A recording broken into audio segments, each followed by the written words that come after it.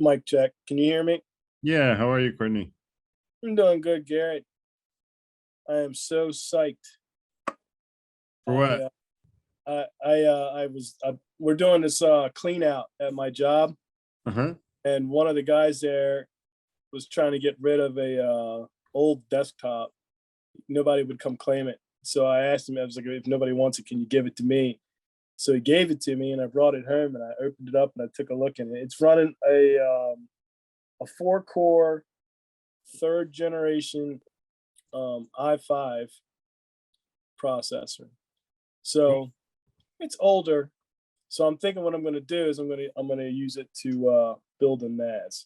So I'm gonna get, because it's running DDR3 RAM, and the processor is capable of virtualization too. So that's good.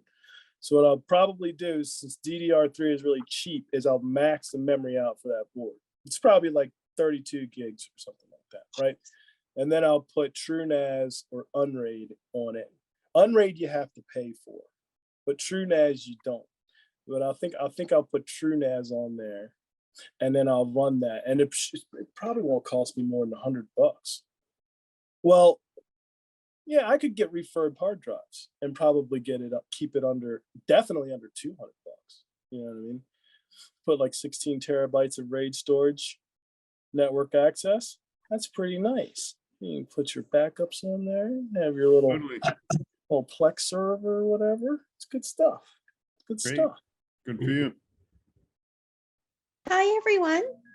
Thank you for arriving early for our social. And it's our last Tuesday of the year for our Freethinker Institute Tuesdays. So I guess we could get started if anyone wants to introduce themselves, where they're from, and maybe talk about one goal you have for next year, or a memory or something that happened this year that stood out to you.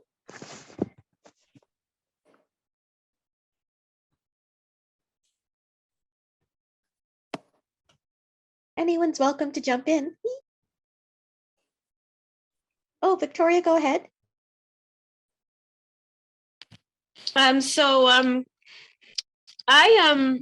goal for the next year is to eat better, like healthy food, more healthy food, because I'm always in a rush. The next goal is to declutter my apartment, because I have so much stuff, which I'm in the process of doing, but I need to do better. And to keep up my sewing skills, I'm learning how to do it. And to stress less about, I mean, to meet more people, but to stress less about, the dating world and stuff like that. But to meet more people to hang out with. And what stood out was this past year I was involved in community theater. So that was really nice. That's it. Where are you located, Victoria? New York City, Queens. We're gonna have an in-person event early January if you want to meet new people. Oh, where is it? In the Upper East Side. How will I know about it? And where are you guys, and what day, which day? Because I work all day, Monday through Friday. 6 to 8 p.m. I'll post the link to the Eventbrite event in this chat. It hasn't been posted to Meetup yet, but it will be posted to Meetup. I think Alice will do that when she gets the chance. But for now, you can RSVP on Eventbrite. Yeah, I'd love to, accept that I work Monday through Friday until like 4 or 5 o'clock. So yeah, that's fine. It starts at 6, so you'll have plenty of time to get there. Oh, that's awesome. I actually work on the Upper East Side, so. Oh, good. Then we'll be right in your neighborhood. Thank you, Garrett. Thanks. You're welcome. It'll be nice to meet you in person. Happy New Year. You too. Courtney, you want to go next? Yeah. I'm going to continue trying to get my CCNP, and I'm going to continue really exploring the enterprise networking world. It's very It's opened my mind to quite a few possibilities. That's my intentions for this year. Cool.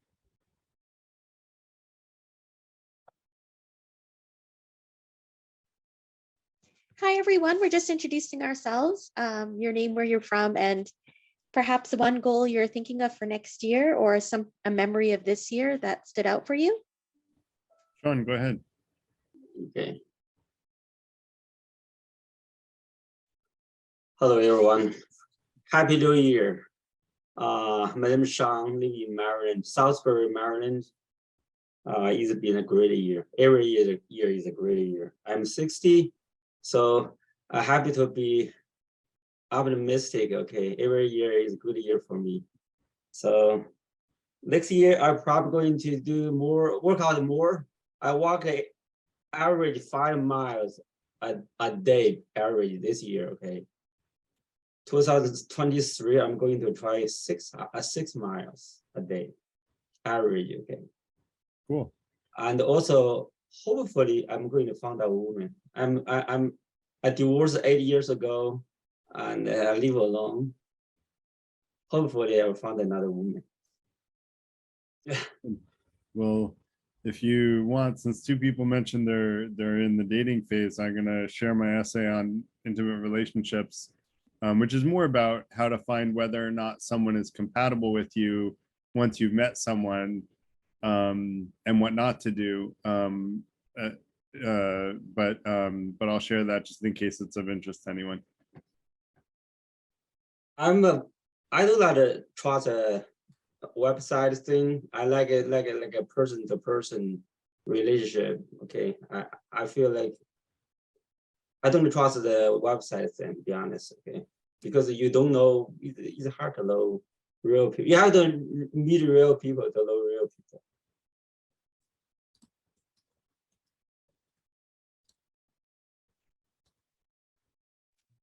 Would anyone else like to introduce themselves?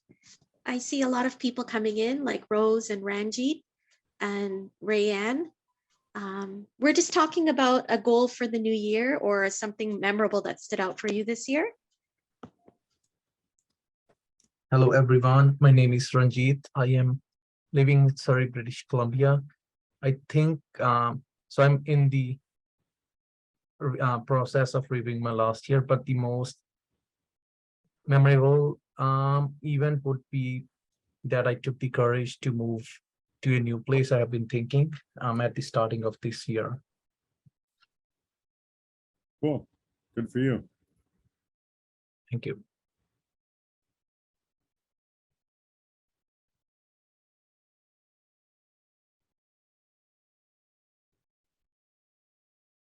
So important to shape our lives into the lives that we want to live rather than the ones that we're currently living. It's good to be happy where we are, but I think it's good to move in the direction that you want to and not feel like you're limited.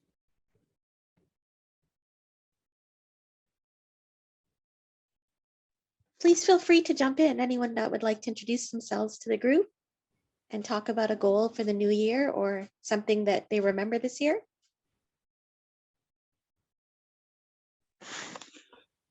Hi, I'm Casey. I'm in Toronto. Something memorable this year was I spent a month in Hong Kong. I've been back for 2 weeks. As far as New Year's resolution goes, for health reasons, I have to eat healthier moving forward in the new year. I'm already starting that, but I want to keep doing that New Year. Thanks. Good for you.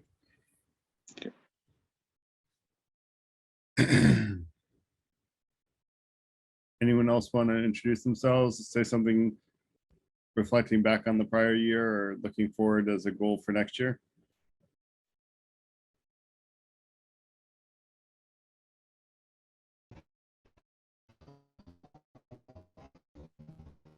We can't hear you, Craig. I don't know why, because you're not on mute. Try going to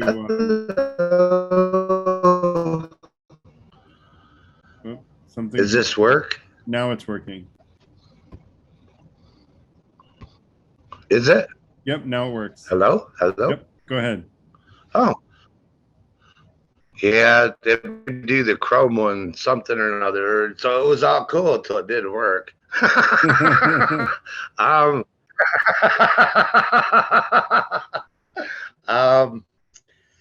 like I say, it's that time of year. Of course, we're supposed to set our intentions all the way along, but I guess really what seems to be is as I came out here and met all you wonderful people, then it occurred to me it would be nice to have local people.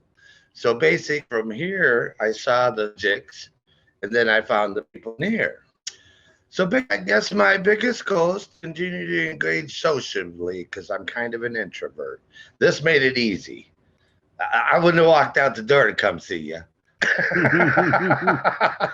Where do you live, So Craig? anyway, my intention is to continue social engagement. I've joined the business community and the philanthropic community and the permacultures and the waters. So it's like, okay, the things that I love, find other people that love them too. Totally. Great approach. Where do Great you live, for all Craig? you guys. You give me great things to think about. Where in the world are you, Craig?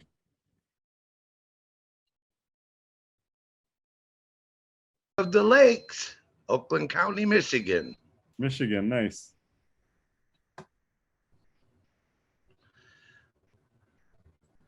Not all that far from you guys. It's snowy and blowy here too.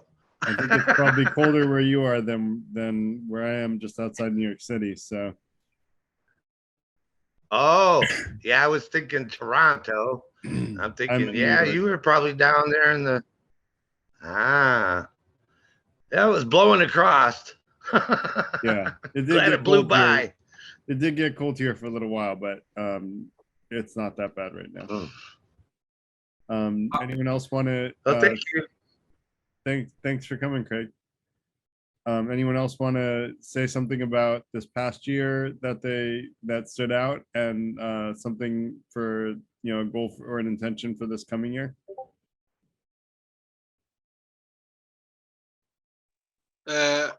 I can say a couple of things. Actually, I am new to you guys, so actually, thank you. I believe sorry. Go if I've got them. So I have my son with me, so No worries. That's great. So no, you can start that. Actually, I don't know. Like I'm still planning what I will do next year, and I am still wrapping up my previous year. So I think I have nothing to say at this moment, but I just wanted to say hi by opening my microphone. Cool. Well, welcome. Where are you dialing in from? I'm in New Jersey. New Jersey. We're in Jersey. I'm in Jersey as well. Summit. Summit. Okay. I'm in Mahwah right now. Oh, okay. Great. Okay, thank you. Thank you. Maybe I could say a word. Yeah, go ahead, please. Yeah, I'd be curious to know how many people you have online right now. I did a bit of scrolling and it looked like you might have about 30 or something. Just 21 right now, but we 21. probably will get another 10 or 15 is my guess. That's terrific. That's good. There'll be a good mix of information. I'm between lives and between cancer and figuring out what I'm going to do with the rest of my life and trying to break free from the turtle shell that I'm in into a sort of a more interactive level with other people and other groups and things of that sort. So I'm trying to push the past behind me and maybe mull on it a bit, but not let it anchor me down, but move on in whatever time I've got left in the future to see what can be done. One of the things I would like to find out is how about setting up a meetup group and whether that makes you can monetize that or use that, or how you develop that kind of thing. And maybe Garrett, you can talk about that at some time here and in the future, maybe. Yeah, I mean, meetup groups cost money, but you can monetize them if you have a lot of people. You can ask for donations. But I'm happy to talk with you offline about it as well. In Discord is probably the best way to do it, or you can write me on Meetup as well. But I like to say about the past, the only benefit of the past is to learn from it. So learn from it and then move on. It sounds like that's your approach, which is a good one. So Terrific. anyone else want to say something notable about this past year or that they're intending for the future, this coming year?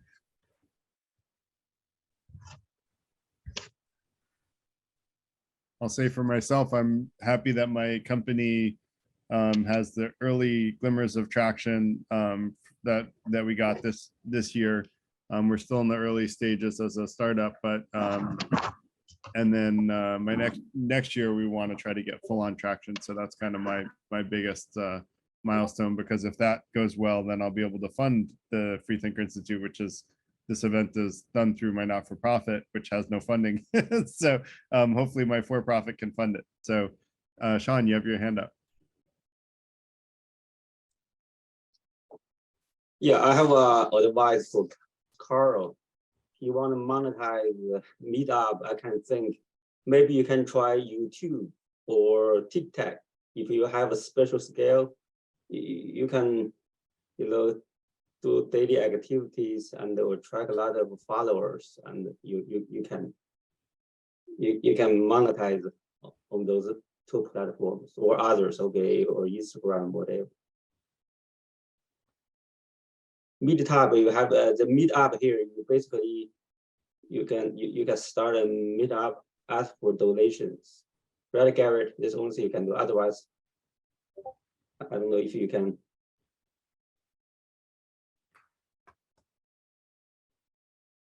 Okay, that's all. Cool. Thanks, Sean. Hi, this is Ellis. We're going to start soon. And I just wanted to welcome everyone new. And in the chat, I put all of our links, a little bit about Freethinkers, and you can join our Discord online community. We also invite everyone to participate in presenting topic ideas and things like that. So I'll think about it, and I'll ask for about 5 minutes, maybe midway, if anyone has any ideas they'd like to contribute. And anyone who's looking for friends, this is a very good place. Garrett does live meets, and he also does every Tuesday. We have wonderful conversations on different topics, and everyone's welcome.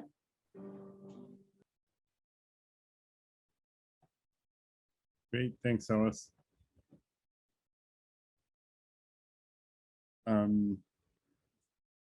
Anyone else want to share a look back this past year, or something we're looking forward to, or a goal for this coming year? Yeah, I guess mine's a little bit sort of the opposite. I'm trying to, probably in the coming year, which I've been doing in the latter part of this year, is trying to let go of aspiring so much to the next thing.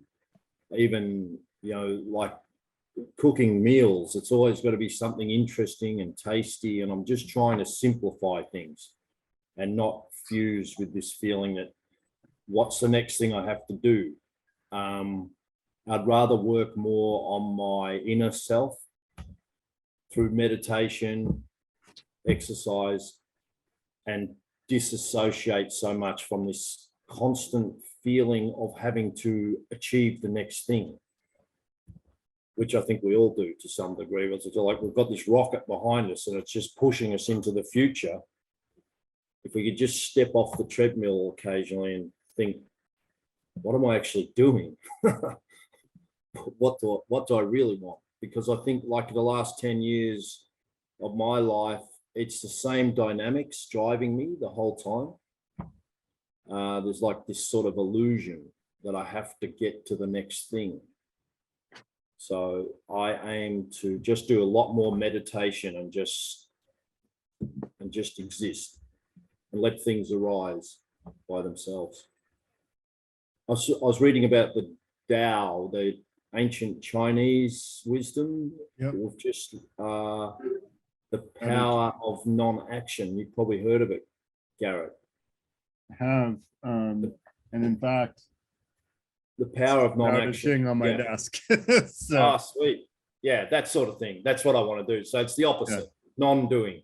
maybe. yeah, and in fact, I think you're headed in exactly the right direction. Will you using your motivation to focus on spiritual growth? I would, we had a meetup on the meaning of life, and that was what I argued is the meaning of life is spiritual growth, and personal growth, including spiritual growth. And that's the first intention of the Free Thinker Institute, is to be the best version of ourselves. So it's very aligned with that same intention. So, or Darlene, you have your hand up.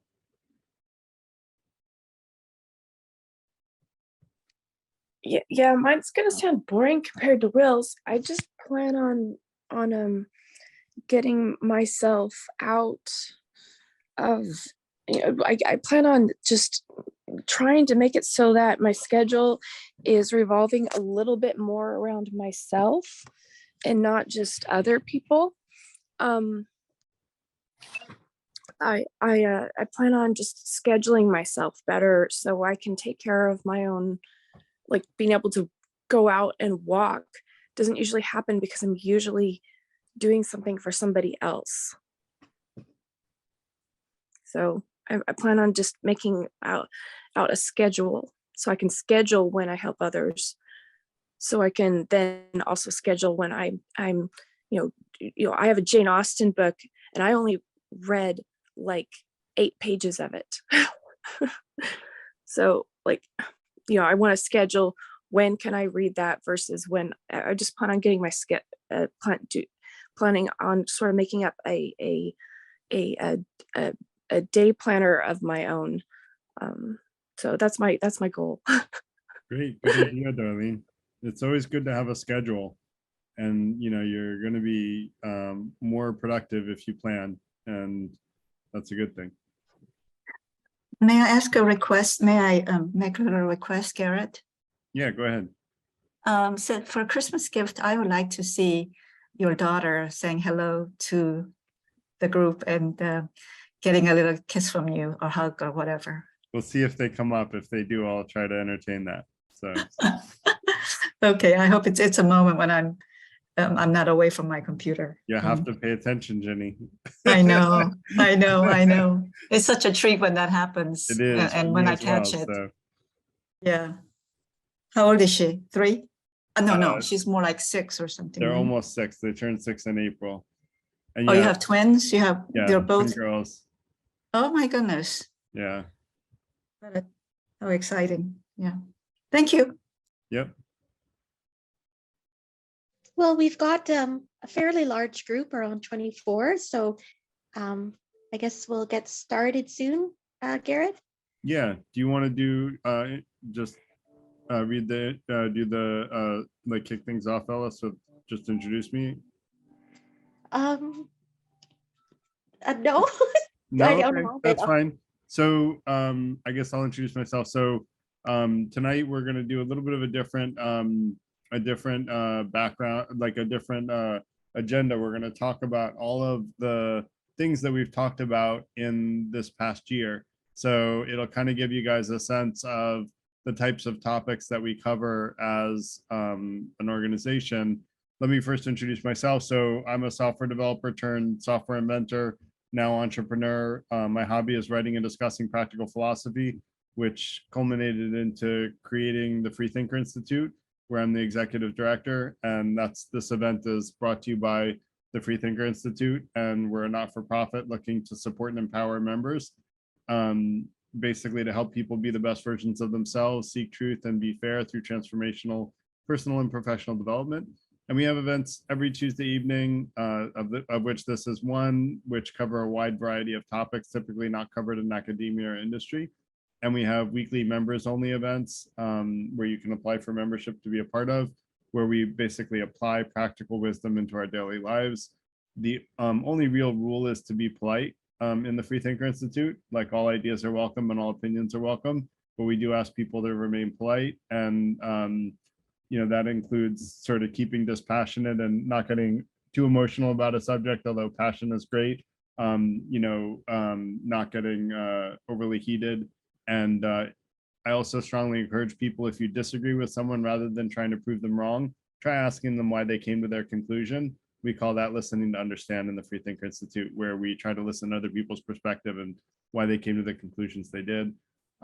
We also want to, because we have a large group, we want to keep comments to 2 to 3 minutes per person, and try to limit to one question at a time when you raise your hand, or one comment at a time when you raise your hand. And if you have more than one, just raise your hand and then lower it and then raise it again, and then we'll put you in line again.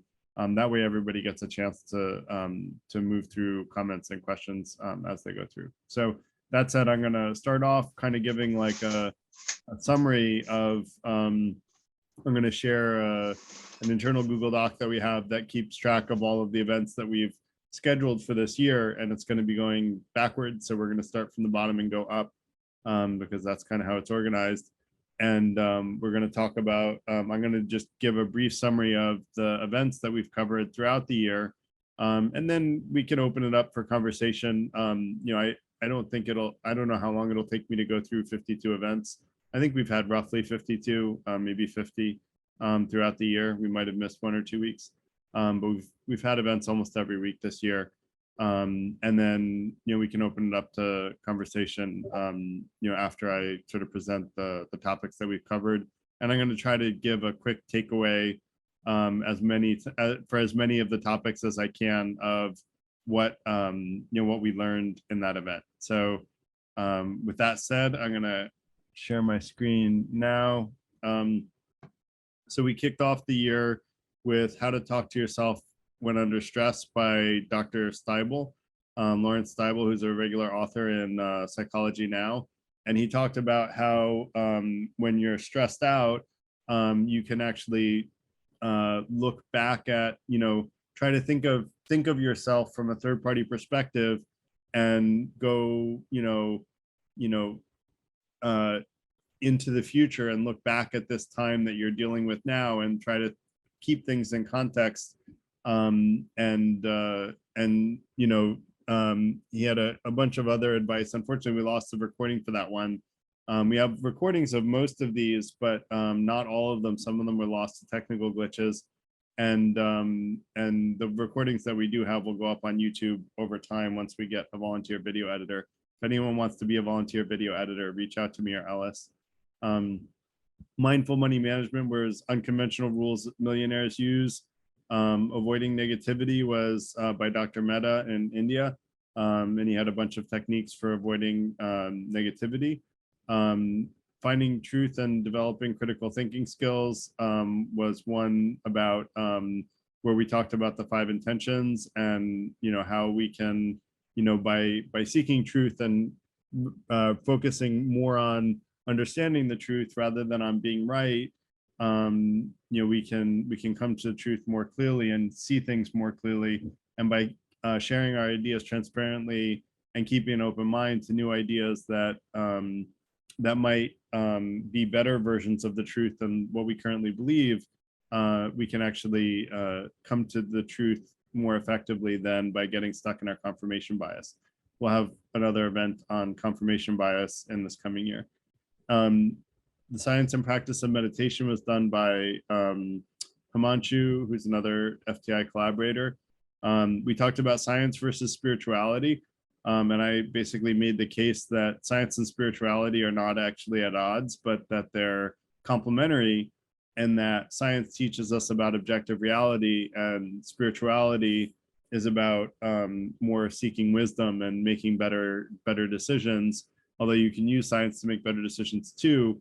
You know, science is basically a consistent knowledge base, and spiritual beliefs don't have to be a consistent knowledge base.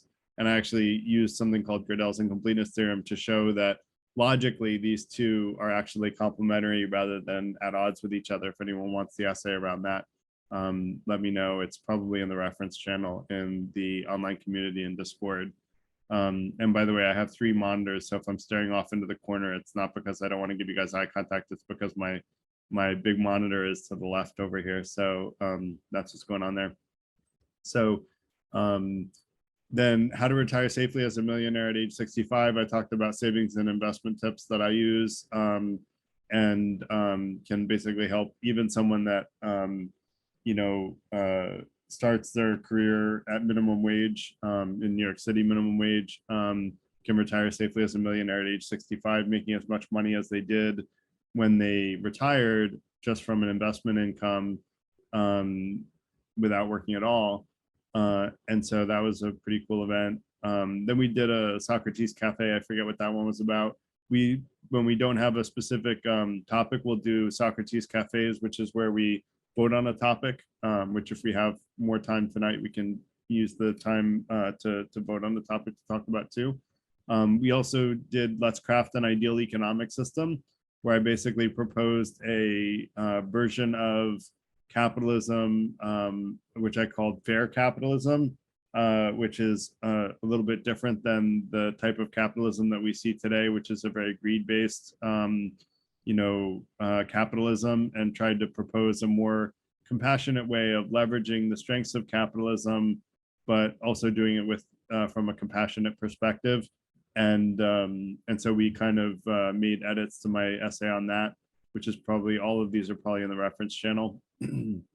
We also talked about free will. Most of what we talk about at the Freethinker Institute is practical philosophy. Free will, 80% of philosophers agree that we have free will in some form, but 60% of, 60% of that 80% says that determinism is true, meaning we don't have libertarian free will, which means that we actually don't, technically have a choice about what we decide. So I actually do think it's an important topic, but it's very academic because most people believe in free will. But it is a fun topic to delve into. And I tried to make a pretty solid case, I think, that we do have libertarian free will, and the implications of that essay are actually pretty wide. And I can go into that if anyone is interested, just ask me later. We talked about financial wellness and how to protect and grow assets. There was a lot around, overall financial wellness, being well insured, looking at your cash flows, which was kind of a follow-on onto the how to retire safely as a millionaire presentation. And then we did one on the right ways to do a job search. And I'll bet that no one does all of the things that I taught that day. And that video is up on YouTube for anyone that is job searching. I highly recommend taking a look at it. If you go to the Freethinker Institute YouTube channel, it'll be right there. There's only about 9 videos on there right now. We did another conversation on why simulation theory is irrelevant. So a lot of people find it very intellectually interesting to think that we live in a simulation, but actually I have a pretty good argument that even if we do live in a simulation, the winning course of action is to treat that simulation as if it's reality anyway. So whether or not we live in a simulation becomes totally irrelevant if my argument is right. And anyone that wants the argument, check the reference channel. But if I'm right, whether or not we live in a simulation is totally irrelevant in the first place, because we should treat it as reality, even if it is a simulation. The next one is about community education. Now we're getting into April, and a lot of like what I I met Dr. Neville, and he kind of taught me that a lot of what we're doing with the Freethinker Institute is about community education, which is trying to do education outside of industry and academia. And so that's really one of the goals of the FTI, is to create an educational community, and we are an educational not-for-profit, so that we can all learn from each other and create a teaching and learning environment where we can teach and learn teach each other and learn from each other. And so the next one was, which news is fake news and how do we decide what's true? And that was a workshop where we actually, this was back before Russia had invaded the Ukraine, and there was saber rattling going on. And what we did is we looked at news articles from left-wing media, right-wing media, and centrist media, and we divided up into teams, and we extracted the facts from all of the news sources, from the left-wing, right-wing, and centrist news, and then we fact-checked anything that sounded suspicious. And it turns out one of those 3, I won't say which one, actually had some misinformation in their articles, I encourage people to do this exercise when there's an important subject in the news, is to read right wing, left wing, and centrist news, and then fact check anything that sounds suspicious. I've been doing this ever since the Iraq War. That was when I started doing it. And I found that it's pretty consistent, that you know, there is one side that, you know, everybody omits the truths that are not convenient to their narrative on both the right and the left. And then one of the two makes stuff up. And then the centrist sources don't publish any facts that will make them seem biased towards the left or the right. So no single source has the full picture of the truth. You only get the full picture of the truth by doing all three and looking at all three. And so I thought that, you know, we got a lot of good feedback on that workshop. And I think that, you know, that's part of our critical skills development that we try to do in the FTI, and we're going to do more of that next year. We'll probably talk about formal logic and fallacies, probably as separate sessions for events next year.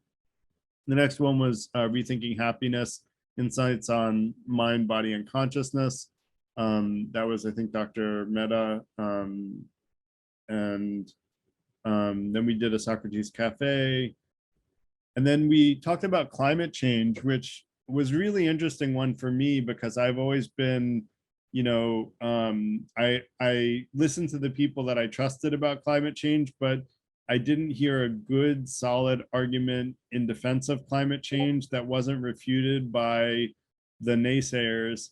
And it wasn't until we did this workshop that I actually came up with a definitive argument. And what it turns out is that if you look at Earth's temperature from the beginning of Earth's formation and the temperature fluctuations, we actually happen to be in one of the 10 to 15% coldest periods of Earth's history.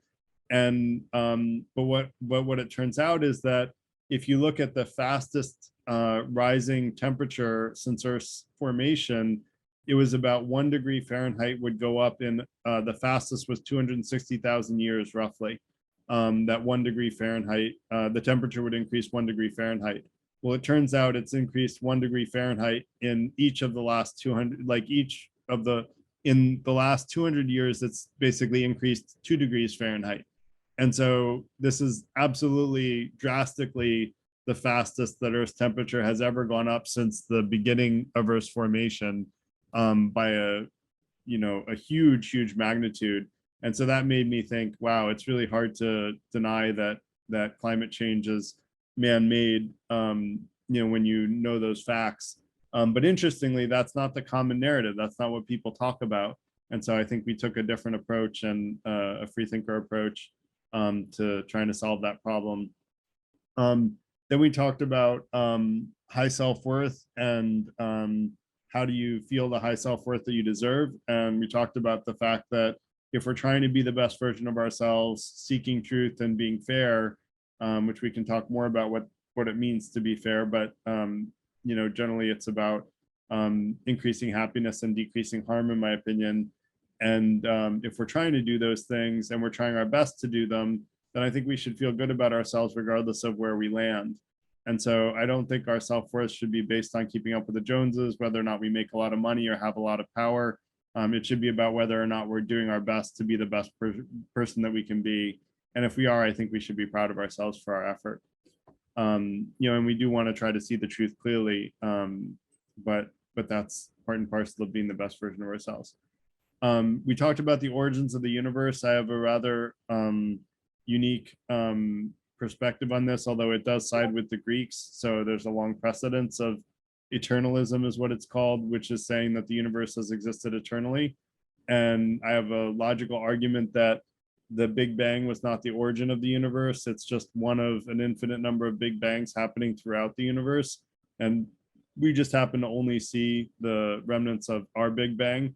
That actually aligns really well with the fact that the edges of the known universe are accelerating, which is a very, you know, a thing that there's really no other good explanation for. Dark energy is used to explain why it is, but no evidence that dark energy or dark matter exists has been found. None of it has been directly detected. And so this hypothesis that I have basically explains why the edges of the universe are accelerating, because there's all this mass energy around the rest of the universe that's pulling the edges of our universe to be, gravitationally be pulled away from the center of our universe. Whereas normally you would think energy will dissipate based on entropy, energy should dissipate and the edges of our universe should be slowing down. But actually my hypothesis explains why it's speeding up, and also why we don't have to be so fatalistic about, what's going to happen way off into the future. According to most physicists, there's either a heat death or a big crunch. But basically the idea is that pretty much all physicists and cosmologists would say that there will eventually be an end to life as we know it. But if my hypothesis is right, there actually won't necessarily be an end to life as we know it. We could just dance across the stars indefinitely. Now this is all stuff that's gonna, not matter for a really, really long time. But then the next question was which religion is right? And it's as you might guess, it's kind of a tongue-in-cheek question, because I would argue that no one religion is right. All of the religions are valuable and offer a lot of wisdom. And I encouraged everybody to learn wisdom from all religions. And if one resonates particularly with someone, sure, feel free to follow it. But it doesn't hurt to learn wisdom from other religions in addition to that, even if there's one that you follow specifically. And so I would argue that we stand to learn from all religions, and that we all benefit from learning from all religions and the wisdom that it teaches.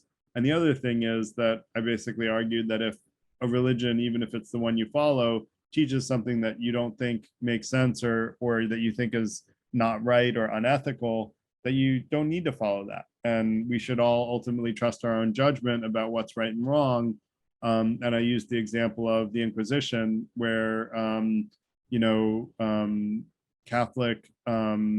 Catholic leaders basically tortured people to try to save their souls. Well, I'll bet that the parishioners, if they hadn't followed those Catholic leaders blindly, knew that that torture was not right, but they said, well, who are we to challenge the religious authorities? And so I would argue that we should all use our own judgment between what is right and what's wrong when making our own decisions, regardless of which religion we want to follow, if we want to follow one.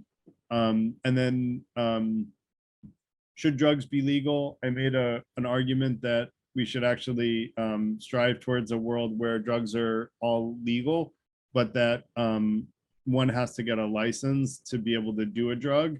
And in order to get that license, you have to prove that you know the health impacts, you have to know, how that drug is going to affect you. And you have to be really well versed, much more than most people who do drugs are today. Probably almost everybody is today, in order to be able to legally do the drug. But I would argue that if someone is well versed in all that, then we should tax drugs and make them legal, and then use those tax revenues to give help to people who are drug addicts. Because even though most drugs are illegal, there's still lots of drug addicts, and there's a lot of stigma associated with it, and people don't always get help because it's illegal. And so I would argue that we would be a more compassionate society making drugs legal in that way, which is a way that I haven't heard proposed by anyone else. We made the case for and against rationalism. I would argue that using reason to understand the world is what is beneficial for all of us. I think we need to find a way to make sense of the world. And ultimately, I tell everybody they should trust their own judgment. I really I learned this from the Buddha, who basically said, don't believe anything you read from your religious books or read or hear from your religious teachers, including from himself. You should believe what you believe to be true based on your own judgment and wisdom. And so I basically like to follow that and encourage other people to do the same. That's why we're called the Free Thinker Institute. And then I made an argument about the humanities being more important now than the hard sciences. And I would argue, just to summarize that argument, I basically said that we're creating more and more powerful weapons, and we're not getting better and better about who is capable of wielding that kind of power. And I think we need to get more knowledgeable in knowing who is capable of wielding what level of power. And that's really where the humanities comes in. the hard sciences are creating more powerful weapons, and so I would argue we need to get a little better on the wisdom front rather than on the science front, on the knowledge front. I consider knowledge and wisdom two great things to seek, but wisdom helps us make better decisions and knowledge teaches us about the world. The hard sciences are more knowledge based, and the humanities is more about wisdom, or should be more about wisdom. We talked about abortion, and I made a proposal that basically using my essay on free will, saying that non-deterministic decisions constitute free will, that a fetus doesn't actually make non-deterministic decisions until the third trimester.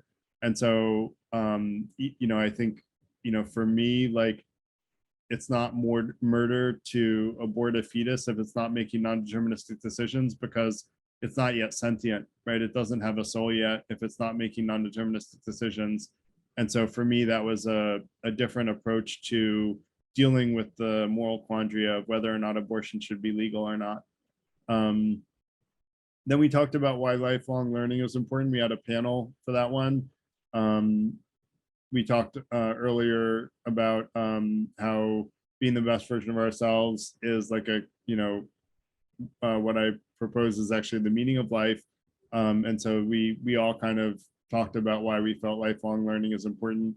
It increases our sphere of influence. It helps us, acquire knowledge and wisdom. So why not learn? So we made I think a pretty good argument for that.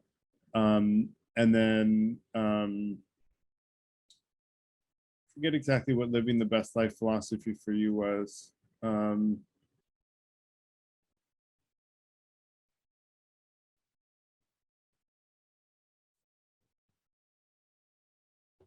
gonna skip that one. So and then how to be the person you want to be. So we talked about how to be again, similar theme of how to be the best version of ourselves. Our leadership team member Herb gave a presentation on universal human development accounts, which is like a really cool idea that he has, which is about creating like a slush fund for individual development, so that each person would have the ability to support lifelong learning and development for their growth, which I think the idea would be to fund this publicly and privately. And so it was a cool presentation.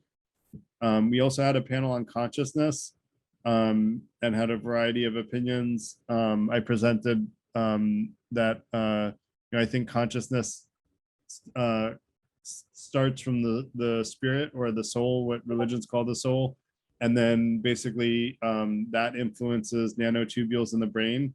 And there is consciousness has been traced back according to peer-reviewed research to nanotubules in the brain. The only part that I added is that the spirit actually is what's non-deterministically influencing those nanotubules in the brain. And then from nanotubules in the brain and quantum fluctuations, you can basically trace all the way through to, life as we know it and the decisions that a human being makes. So I tried to add a little bit on to the panel on consciousness. Then we talked about justice and fairness and what they meant to us, and how we can be more fair as human beings. And then we talked about friendship and relationships and relationship development. There are kind of three pillars according to a TEDx speaker, TED Talk speaker on friendship, one of which is having a 5-to-1 positive to negative ratio of interactions with other people. And then the second is to stay in regular touch with the person. And then the third is being vulnerable. And we spent most of this event talking about how to be vulnerable with people, how to know who to trust how much in order to be vulnerable with them, and how to not destroy relationships by being overly vulnerable or burning bridges if you trusted someone that wasn't worthy of as much trust as you gave them. Then we talked about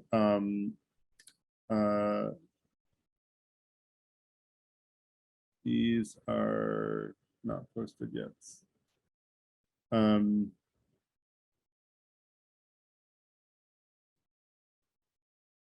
And then we talked about politeness and respectfulness and whether or not they were synonyms, because we did say the one rule of the Freethinker Institute is to be polite. And so we talked about whether or not polite or respectful was the more appropriate term. And we focused on, we kind of, I think, agreed that politeness is the right term. And then the next event, we talked about whether or not people realize that bribery is legal in the US. Bribery is technically legal in the US for politicians and judges. This is from a Supreme Court decision called Citizens United, where you're allowed to give as much money to a judge or member of basically any political office in order to get them into a position of power. And you can do so anonymously to everyone but you and them. And then they're allowed to do favors in return for that. Since no one knows about it, they're allowed to do you favors in return. And this is unfortunately not talked about enough, but I think is a really important topic that needs to be talked about more. And I don't think we did to vaccinate or not to vaccinate. So I think that's coming up. We talked about Enneagram by Robin, and she introduced the Enneagram test. And then we did an intro to shamanism by Garrett Jackson. And he's going to do another event in 2023 on doing a shamanic journey, non-drug induced shamanic journey, just to be clear. He doesn't use drugs in his shamanic practice. And then that was an interesting talk about shamanism, which is, apparently the world's oldest spiritual discipline. I don't know what to call it, but it was a fun conversation. And then we did a Thanksgiving celebration. We talked about whether or not our democracy was at risk. I would argue that Citizens United and a bunch of other signs say that our democracy is at risk. We had a great conversation with Musa, who presented on Sufism and the core tenets of Sufism. I always used to say Sufism. It's Sufism, I think. They really resonated a lot with me, but I don't remember them all off the top of my head. We talked about January 6th and whether or not it was justified and what happened in January 6th. And what we know is that Trump supporters had a kill list of Congress people that they wanted to basically execute that day. And that Trump supporters with guns were trying to get past the metal detectors. And Trump was screaming that they should be let in past the metal detectors and saying they're my people, there's nothing wrong with them. They're not going to do anything. But we also have learned that they did actually have kill lists after the fact. We learned that of people that were supposed to be killed that day. And even without guns on January 6th, we know from accounts of Congress people that the mobs and the Capitol Police, that the mobs got very close to being within the ability to interact with Congress people, in spite of the efforts by the Capitol Police to defend them. We had a holiday celebration last week, and then that brings us on to this week. And then we're going to kick off January with a doozy, which is my tangible plan to end unjust wars, which I hope you guys will come to. And then we're going to have Courtney, who's here, present on MLK Day. And then, we want to do a year in review, but those are a couple of upcoming events. So with that said, I'll kind of leave it open to people to, ask questions, or if people have topics that they want to talk about. I just wanted to give people a sense of what we covered throughout this past year, because we covered a lot of really interesting topics. If anyone has questions about any of that or anything about the FTI, I'm happy to answer them. And Ginny, you have your hand up. Would you consider repeating a couple of these topics again this year? Yeah, I mean, I I missed some of the topics, and I thought, like, how to keep your investment, for example. I that's something I wouldn't mind learning. I don't know much about financial management. Yeah, the savings and investment one would be great. If we don't have a recording, I'm very open to repeating. If we do have a recording, we're going to get the recording up on YouTube. So definitely reach out to Ellis, and then she can check whether or not we have a recording for a specific event. And any event that we don't have a recording for that's going to make it up on YouTube, I'm happy to repeat. Right, thank you. Yep. And actually, I can post the, actually, I don't even know if I have an easy way to copy and paste all that, but hopefully people remember if there were any topics that they wanted to talk about. If anyone wants me to try to copy and paste all that into the chat, I can, but yeah. Garrett, Yeah. I posted, if they go to the Freethinker Institute under events and click on calendar, all the history's there. Oh, great. Every Thanks, topic Ella. we did. Perfect. Oh, good. Thank you, Ellis. You're welcome. Yes, if anybody likes any of these topics that they missed, or if they want a continuation on any of them, you're welcome to suggest that tonight. I'm just adding them all in my Discord list. Cool. Will. Thanks, Garrett. I wanted to take the opportunity to thank you. I was just thinking, seeing that list, how much work you've put in, it's just phenomenal. You are a very, very brilliant man. You really are. And you're providing such a wonderful service to so many people. So a heartfelt thank you for that. And, Me too, here. Acknowledgement of your brilliance. It's very Thanks kind of you, again. probably too kind, but I appreciate the sentiment nonetheless. No, Your goal you're is to very add value to specific. people's lives. And so that's what I'm trying to do. And where I have knowledge and wisdom, or where I think I do, I'm going to share it. And where people agree, they can follow it. And where they don't, that's okay too. At least I tried. No, Thank I'm you. in total agreement with Will. And just, I'm not sure if now's the time to mention it, but on that topic of the origins of the universe, I'm just curious as to what you think about the concept of infinity. If you've considered that, do you believe infinity exists? Yes, I think that the physical universe is infinite, like in space and mass energy. And that's why, like, a lot of people, yeah, I would argue, that's exactly the universe we live in, is an infinitely large universe in both space and mass energy.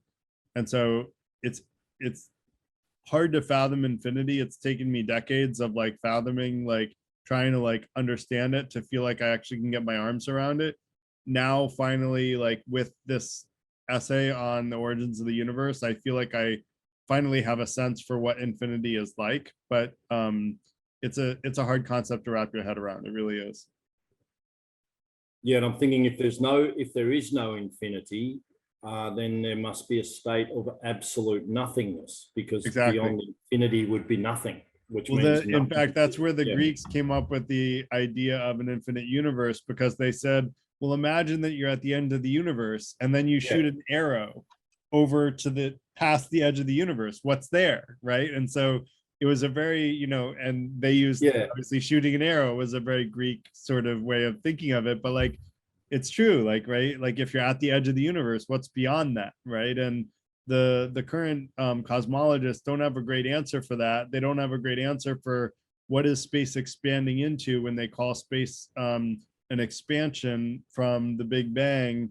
They don't really, like, they don't have a good explanation for that as far as I can tell. They just say it's expanding and we're expected to believe it by blind faith, and I'm not good at believing anything by blind faith. I follow logic and reason wherever it goes. And the concept of not only there is one universe, but multi-million universes.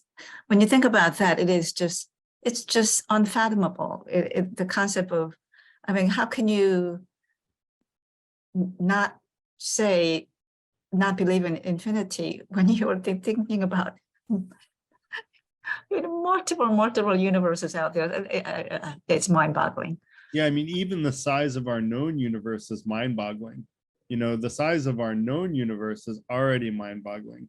To think about an infinitely large universe, for me, it's almost, I mean, like, it's not like a huge step. Like once you realize just how vast our known universe, or like our like the universe that we've observed is like, it's, you know, infinity is so much bigger than that, but like the universe is vast.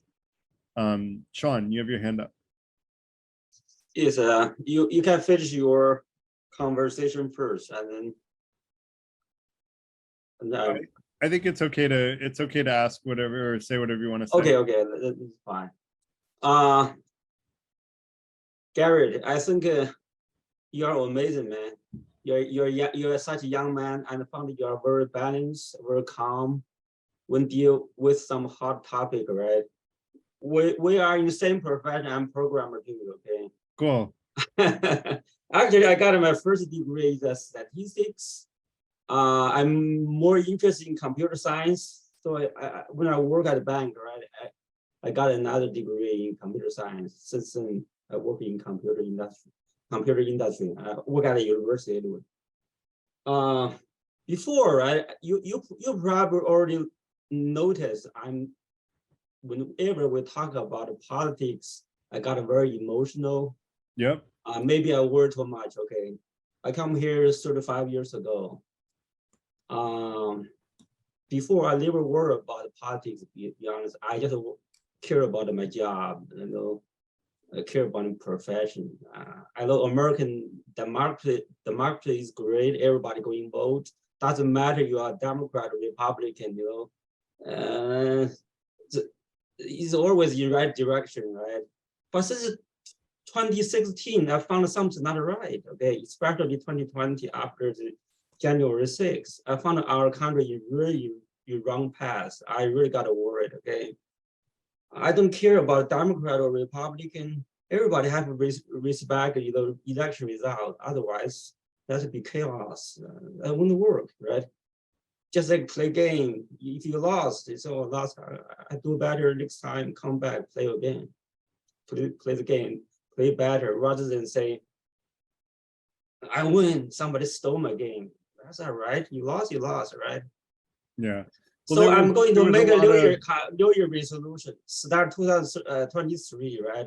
I'm going to learn from you. Become whenever I encounter a hot topic. Okay, become and a lot of try to argue with people instead of try to be honest, you cannot convince people. Okay, that's what I learned in the party. Maybe just present your fact. So don't expect someone to agree with you. That's no way. You can't convince people. Okay, something even though it's obvious. If somebody have that kind of mindset, right? They say Trump win. No matter how you present, say your vice president, your attorney general, okay, all tell you Trump lost. And then this Arizona and Georgia, both governor and secretary of state is a Republican, right? If there is a fraud, they are going to come out and after fraud, right? There's some common sense. But you just can't argue with them. This is why it's so frustrating, okay? But anyway, I'm going to do better, okay, since I start 2023. Not going to get too emotional, right? So Sean, I will say I appreciate your passion. I wish more people were as outraged about what's going on as you are. However, I will also say a little saying for you to keep in mind is that I made up. I like to make up little pithy sayings, which is the person who loses their temper loses the argument. And so passion is good, but if you lose your temper, then you lose the argument because no one's going to listen to you anymore. And that's so true. Just keep that in mind, Sean, like harness that passion to like take your ability to reason and, you know, use it as a temper for your ability to reason and the facts that you want to present. And as far as, you know, not being able to convince people, I listened to 3 books that were about convincing people and related subjects this weekend.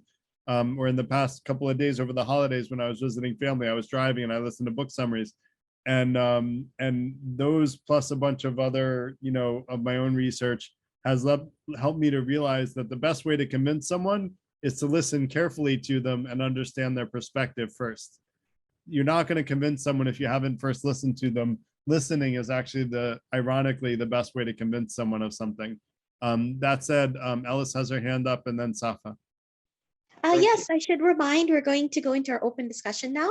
So about 2.5 to 3 minutes max per person. Garrett, did you also want to open up more? Like we can talk about our topics or topics that people want I'm to see. open, like open Um, for whatever people want to talk about. Or like, even something that they have on their mind, something that anything. this Yeah. year happened or looking forward to the new year. If you wanted to discuss your goal and maybe we can help each other on that too. It's open discussion tonight, so let's have fun. Yeah. Safa. Am I pronouncing that okay? Yeah, that's right. Great. First of all, thank you so much for walking us through the list of topics. I'm much newer here, but it's fascinating the range of different things that you've covered. I wonder if you've done this in the past or if you're planning to do this in the future, but will you be interested in talking about psychedelics in the US specifically, especially after Oregon legalized it in 2020 and then recently Colorado. And then there has been a recent resurgence in sort of like churches or like consuming it under legal or sort of like religious freedom in the US. I was wondering what your thoughts are on this or if you were planning to do this in the future. I think it's a good topic suggestion. Like we really covered drugs wholesale, and my opinion on drugs personally is what I described earlier, which is I think they should all be legal, but they should all, everyone should have to pass a test before they're able to take the drug, saying that they know what's going to happen to them and they know what the health risks are and they know the addiction risks, et cetera, et cetera. Psychedelics are a particularly interesting one to discuss though, because microdosing psychedelics has been shown to be more effective at curing depression than SSRIs, which are the commonly, prescribed medications for depression. So we're talking about like, microdoses, not, acid tripping or anything like that, but like, so it would be an interesting one to talk about. I'm not like, I know a little bit obviously, but I'm not super knowledgeable on it. But if it's something you're really knowledgeable about and you wanted to present, reach out to me and I'm happy to have you do it. Any other questions, comments, concerns? Well, I was just going to say, I'll ask Garrett Jackson about that because in the community, they do a lot of, they're utilizing a lot of drugs with the ayahuasca and different things. So I'll look around for someone or Safa can recommend. I'm sorry, Garrett, I just missed that word. What was it that you just mentioned that works better than SSRI? What was it? Microdosing psychedelics works better than better than SSRIs or the commonly used like antidepressant drugs. There's been a lot of research. And the thing that's interesting about this, and this is part of why I think that all drugs should be legal, is because like we would never, like if it wasn't allowed for people to study those drugs, then we would never know that, right? And so luckily people were able to study microdosing, and so we learned that it's actually super effective at curing depression. Well, what other medicinal qualities are there to other currently illegal drugs that we don't know about? And in what doses? Like if we don't legalize them, how do we even study them to know how they could be helpful and therapeutic to people in a positive light? Like why look at all drugs as a negative? And I think the amount of stigma that comes along with doing drugs and the amount of like money that gets put into organized crime for trafficking drugs causes way more harm than the drugs themselves would cause to people who are going to do them anyway, whether you make them legal or not. And then you look at the amount of incarceration based on drugs. And we looked at all of this in our event on drugs, by the way. We looked at the cost of incarceration. If you look at the US, we have the highest incarceration rate of any country in the world. And it's because of drugs. Like the majority of people, I think it's about 50% of people in prisons and jails are because of drugs. And it's like, well, who are they harming but themselves? If they had assaulted someone, then they're in for assault, not for drugs. But like, who are they harming but themselves? And shouldn't people be allowed to do that to some degree if it's, you know, if it's something they're aware of what they're doing. So that said, Susie, good to see you. Yes, thank you. Yeah, oh, I'm so appreciate this, Garrett. And I wanted to put it in like in America, we are so quick in taking drugs, you know, instead of alternative, like a lot of mental health issue can be helped by therapy, by talk therapy, you know, rather than taking drug. Because I have some acquaintances, some friends that I met through the course of the few years, you know, that not working. They are taking drug for bipolar, for depression.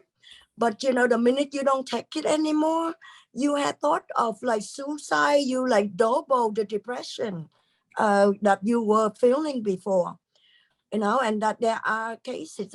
So I don't know, we should look into the issue that causing depression rather than, right? It's worse than just that, Susie. I coach a number of people with depression, and it turns out that actually some antidepressants themselves, with you know, if they don't agree with a person, can bring suicidal thoughts. My own experience. Just by taking the antidepressant can create suicidal thoughts, like increased amounts of suicidal thoughts, more than them just being depressed. And so actually some antidepressants cause suicidal thoughts in some respects.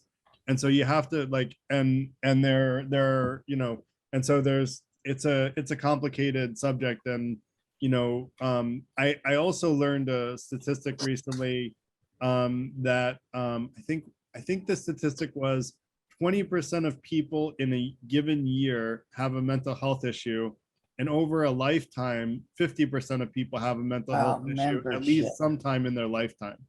And it's like, wow, that's eye-opening. And yet there's so much social stigma with mental health issues.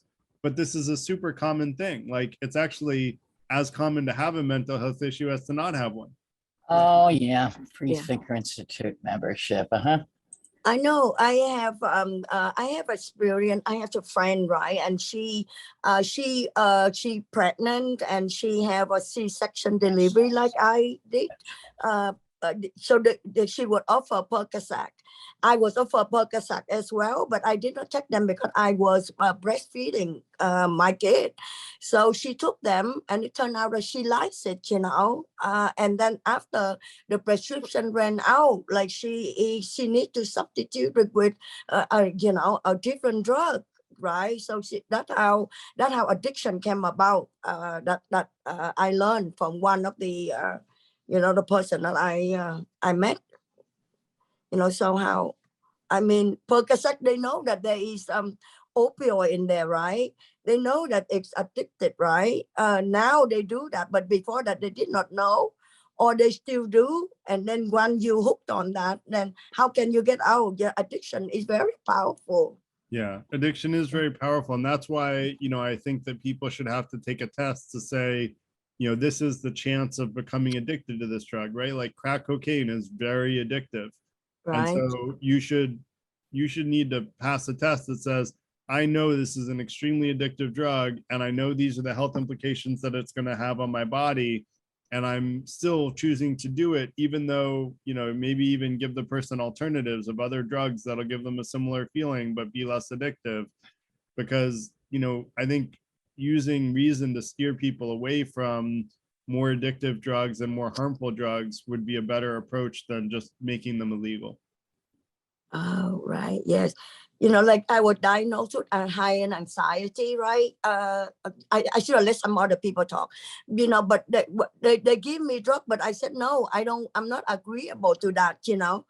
So you can decline the drug though. You can say that, oh, you're not taking them.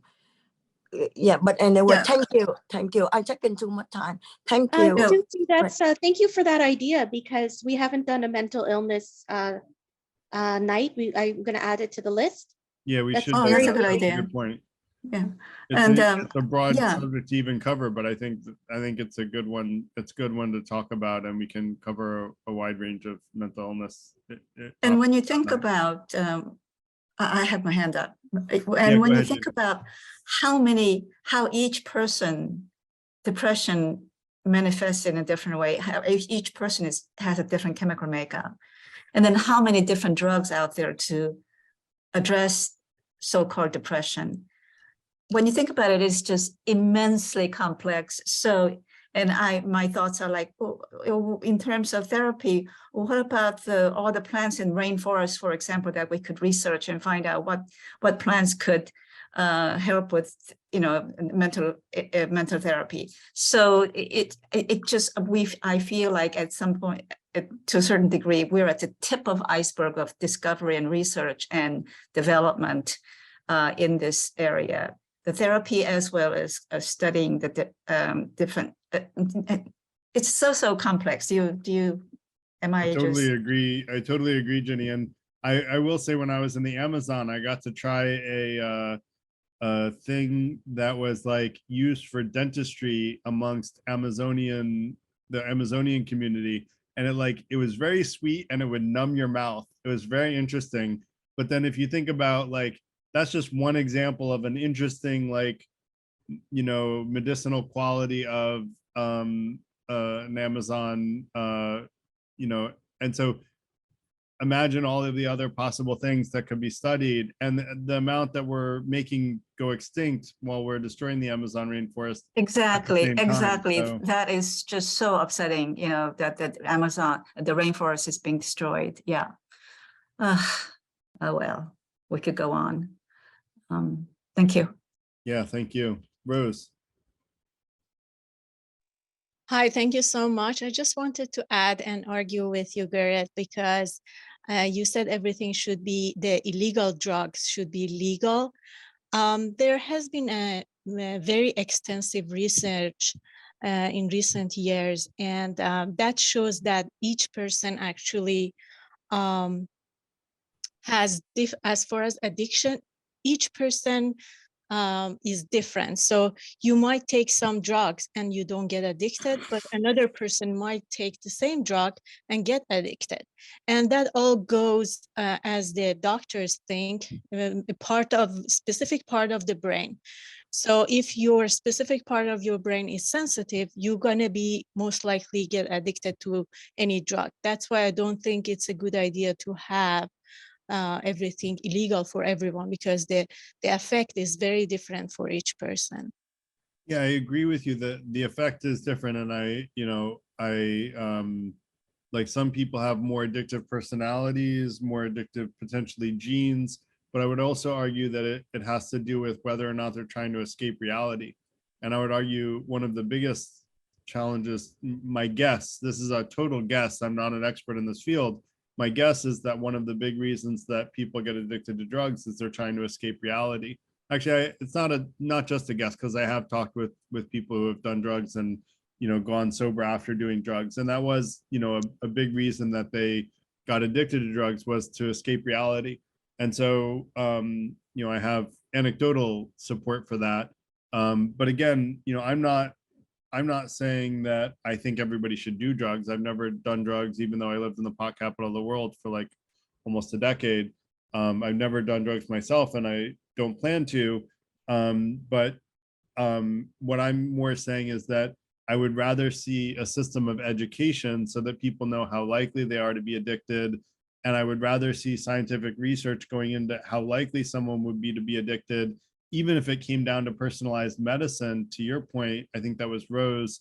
And if we got to the point where someone could say, look, if I take X drug, I will be 70% likely to be addicted to it, and the person still opts in, well, they would be able to opt into buying those drugs illegally if they wanted to anyway. At least by having them be well informed, we've made them well informed, so they're making a conscious decision, knowing the health implications, knowing the risks of addiction, knowing all these things that they wouldn't know if they just went out and did the drug illegally and bought it illegally, which is what they're doing today. They're totally ignorant about these drugs. And people will go to a rave and take ecstasy. They don't know what the health implications of ecstasy. They just see someone give them a pill and take it, and they start dancing. And so I think we're in a much worse spot now than we would be in the scenario that I'm putting forth. And again, my proposal for legalizing drugs is one that I haven't seen before, which is that it should be people should have to pass a test showing that they're knowledgeable in the drug. That said, I Yeah, don't mind you disagreeing with me. So yeah, no, I understand. But unfortunately, at this moment, I don't think we have enough research to be able to categorize everything, like each separate drugs and each person. So there is no way of knowing. Even the medication drugs, like legal drugs that they give, like psychiatric give for different mental illness, it's all try and error. Yeah. If somebody has depression, you go to the doctor, it's just try and error. Unfortunately, there is not enough research to specify, okay, which drug, which medication is good for this person and works for this person best, and which one is not. And I think that's the problem right now, because there is not much research and information about all of these things. Yeah, you're right, Rose. And I would argue one of the reasons there's not much research is because all these drugs are illegal. There actually is a lot of research into mental health. I actually held a meetup out here in New Jersey, and a woman told me that her daughter took a test that basically it was a genetic test, and it said which like mental health drugs would be more conducive to her genes versus less conducive to her genes. And she had already cycled through a whole lot of drugs. And so she basically said that the test was extremely accurate about which drugs would be good for her daughter and which drugs would be bad for her daughter. And so I found that really interesting. Wouldn't it be interesting if we could get to that level of, you know, what are now illegal drugs? We do that with pharmacy, you know, like pharmacy drugs, pharmaceutical drugs, but why not with what are currently illegal drugs, and, you know, see which drugs are better or worse for people, or are more likely to create cause addiction or not. Sean, go ahead. Oh, you just put your hand up. Yeah, no, I'm talking, yes. Yeah, go ahead. I come to Salisbury 1994, almost 29 years ago. Salisbury is a small college town. I would say maybe 40,000 people. At that time, maybe 4 or 5 or 6 pharmacy. Okay. How many pharmacies we have today? I would say I just counted. Okay, I think at least 25. Okay, at least. We never had a CVS, Walgreens, or Rite Aid, those national chains. Now the all is here. So I think American, right, is a overdrug. Okay, take too many medications. I think that, like, I do not want to demean people who have like depressed or mental problems, but I do feel sometimes mental disease, right? And also is the way you're thinking or your attitude. For example, sometimes I feel I have a learning disability, or I had ADHD, but I know this is all right because I kind of took graduate degree, right? I got OAs. How come I have a learning disability? The reason for that, something triggered me think that way because I come here 35 years ago. I still have very strong accent. Okay, that's very frustrating for me, and also hindered my. I would say a lot of things I could do better because my accent, okay, prevented me to go a little bit higher. Okay, because something triggers that. So I think that I would say anybody have a either feel depressed or whatever, quite natural way instead of use those medications. Okay, maybe I'm wrong. I just express my opinion. Okay. For example, I found something is good. For example, if we got upset, I can find one way to do it is go to monkeytype.com. You just type, okay, just type, do typing. I can give you the link. You just follow the typing. That's great thing to manage your emotion and calm you down, okay? And also maybe doing meditation, take a walk, Anyway, I say this by no means to demean people who have a mental problem. Okay, it's just my 2 cents. I just feel America is heavily drugged. We have so many psychotic drugs. Before like a Prozac, now you have so many, I don't know, maybe 20 or 30 different drugs. Thank you.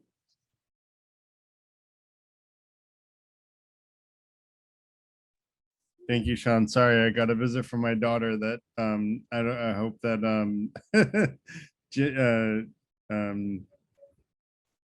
Ginny caught it, but she may not have. Shaunak, do you want to go next? Yeah, sure. Once again, Garrett, thanks for the year of interesting topics. I just wanted to, you talked about that microdosing studies. Can you point out the study that you were talking about? I do know there have been, citizen science microdosing studies done. No, they're peer-reviewed studies. Is this a peer-reviewed study Yeah. you're talking about?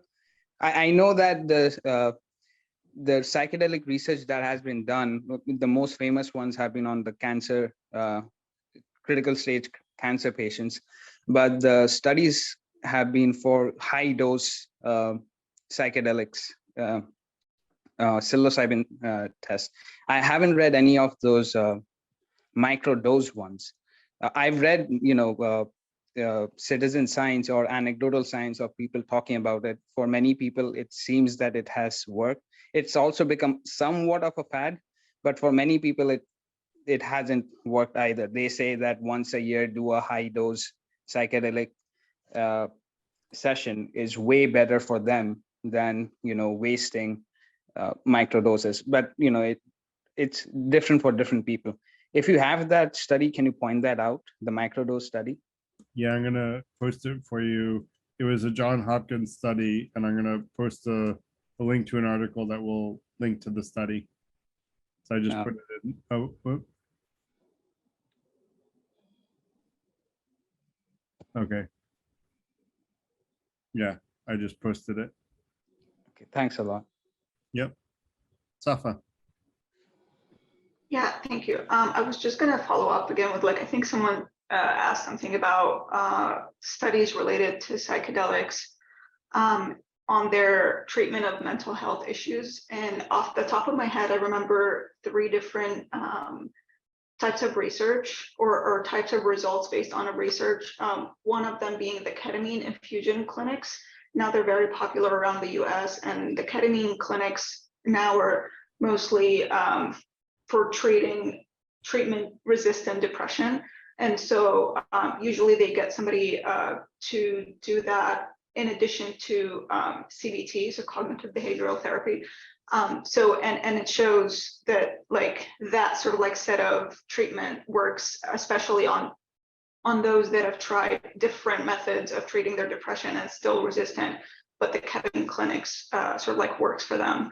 And then the other one was, there was another study, I think, what is it, the Journal of Psychological Medicine or something. They did it on ayahuasca.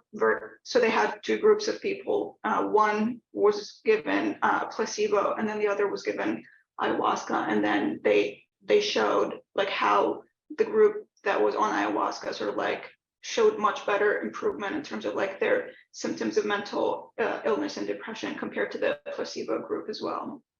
And then I think that the interesting one was that recently, I think a couple of months ago, there was an article by The Economist, and they were talking about how pharmaceutical companies are actually researching how to break down the molecules from the plants psilocybin or ayahuasca or other psychedelics and turn them into drugs that could be prescribed to people. And they showed different images of how your brain's neurons are rewired when you're under psychedelics. So it literally changes their wiring of the brain's neurons. And so a couple of pharmaceutical companies are underway of creating pills that can induce some similar effects. And I think, but that was more on the microdosing aspect. They wouldn't induce a full psychedelic experience, and they said that they're planning to remove the visual effects from it and like just keep the therapeutical effects of the psychedelic medicine and like turn them into pills that they can then prescribe to people for like advanced level of mental health issues and depression. So just wanted to share like these 3 anecdotes. Thanks for sharing.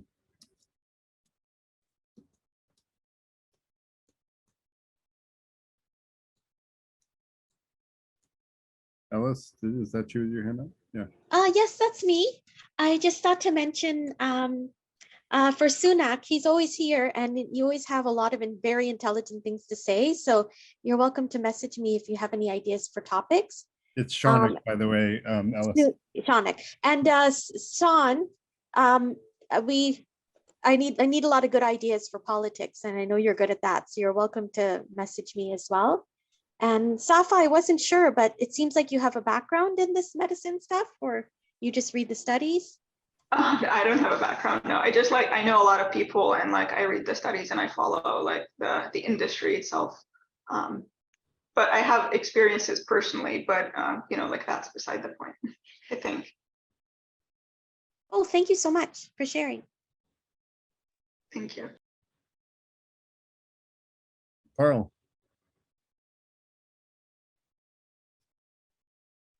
Okay, I'm on mute. I just see this topic as being a bit dangerous, if not naive, to sort of try to handle in a forum like this without having rooted in any sort of scientific, if I may use the term, or rather than anecdotal instances that come up. As far as the I think there's a difference between addictions and mental illness. They cross over, but they are different. And I think like asking, why does somebody take methamphetamine, heroin, crack cocaine, ketamine, or ecstasy drugs ad infinitum, as psilocybin, it is basically, it makes you feel good. When they start off, you feel good, you feel great, you feel wonderful, you can take on the world. It's only when you've taken it for 5, 10, 15 years and you're at the end of your life that it becomes a problem. So I think that's not a topic that I think should be discussed in a group like this. Thanks for sharing, Carl. We discussed pretty much everything openly that people have an interest in. We did ground the conversation during the year in research and data, but tonight we're kind of ad hocing it based on whatever people are interested in talking about. So, Renee, you have your hand up. You know, I really have to agree with this gentleman about what we are discussing. I'm new to this group. First time I've been here. I'm very sensitive when there's a topic referring to medication, mentally ill.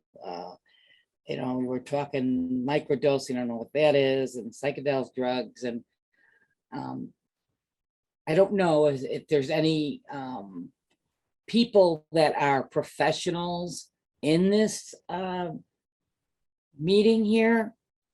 Or is this all just opinionated, or because I happen to suffer from severely bipolar. So some of this I'm really sensitive to because there is so much ignorance in society and stigma. So like I said, I'm really sensitive to a lot of this. I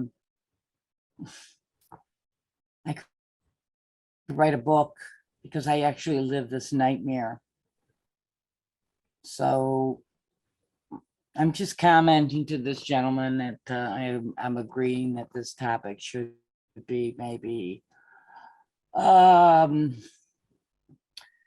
should I say monitored, or I can't think of it a word, but I mean, if that's what people are into in this group. Yeah, I I mean, have choices too. we're just kind of ad hocing whatever we talk about tonight. It's kind of free form conversation. People have gravitated towards the drugs topic, but that wasn't really the planned topic for the evening. So there's not a, we're just kind of sharing opinions with each other right now. I did post an article that refers to studies on microdosing psilocybin, I can't pronounce it. Psilocybin, thank you. Microdosing just means taking very small doses so you don't get like the drug induced the full effect of taking a full dose of the drug. What drug are you referring to? What drugs are we Psilocybin is the one talking? that we were talking about. People were, studies have been done saying that microdosing psilocybin helps cure people of depression pretty consistently. More effectively, quite frankly, than most antidepressants that are prescribed today. What is the name of this drug? Because is it something new on the market? Because No, it's with- like an ancient. I think it's a mushroom, if I remember. Oh right. no, thank you. That's why I'm not familiar with it. Yeah, I'm not I into those mean, kind of drugs. Safa, you can tell me if I'm wrong, but I think I'm terrible with that name. I think it's a mushroom, right? Yeah, psilocybin is a mushroom, and then that's just one of the things. The other ones, the ayahuasca comes from a different plant.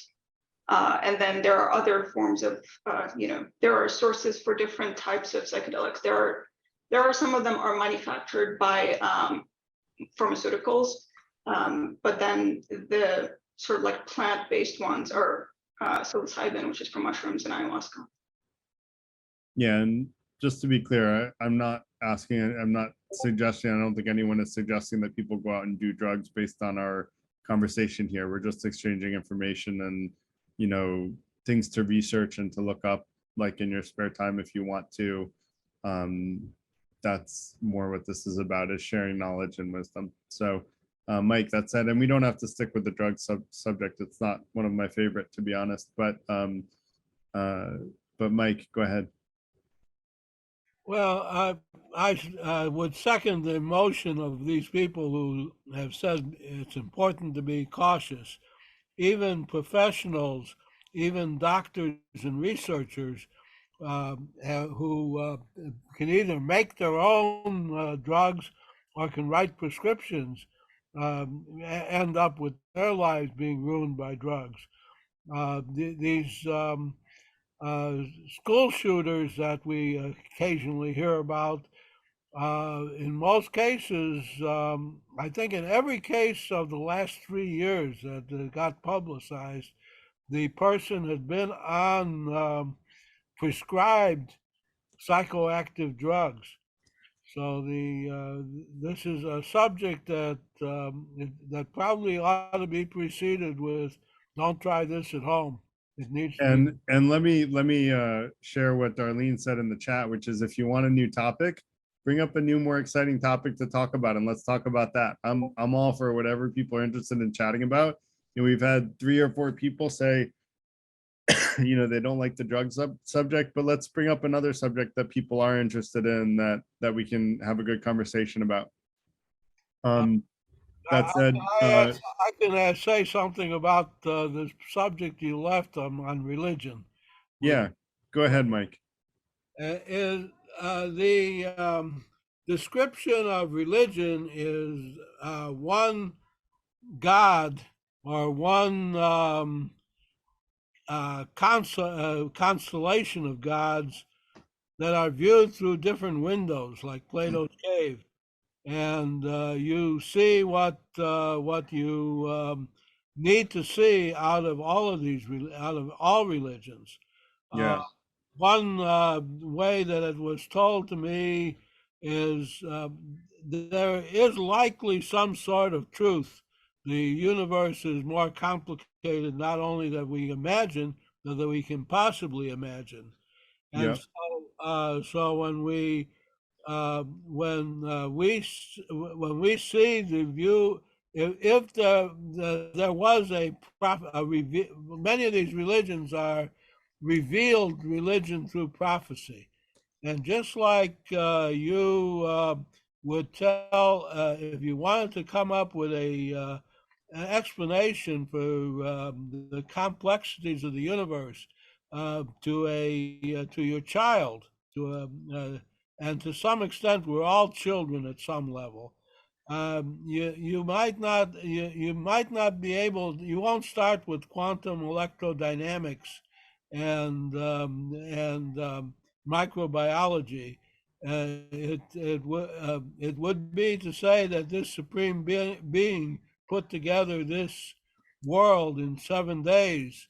The Genesis story is the kind of thing that one would tell somebody who not is not really versed in what we know, but what we know is inadequate too.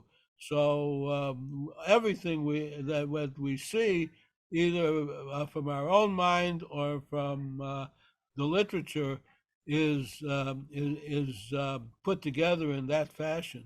So it is a good what we see from religion is a good metaphor for how the world works, but it may have no bearing on truth. And that's That's super insightful, Mike, and I agree with you 100%. I would argue that almost all religions are attempts to understand God, and all religions are about how we should behave, and how we should treat each other.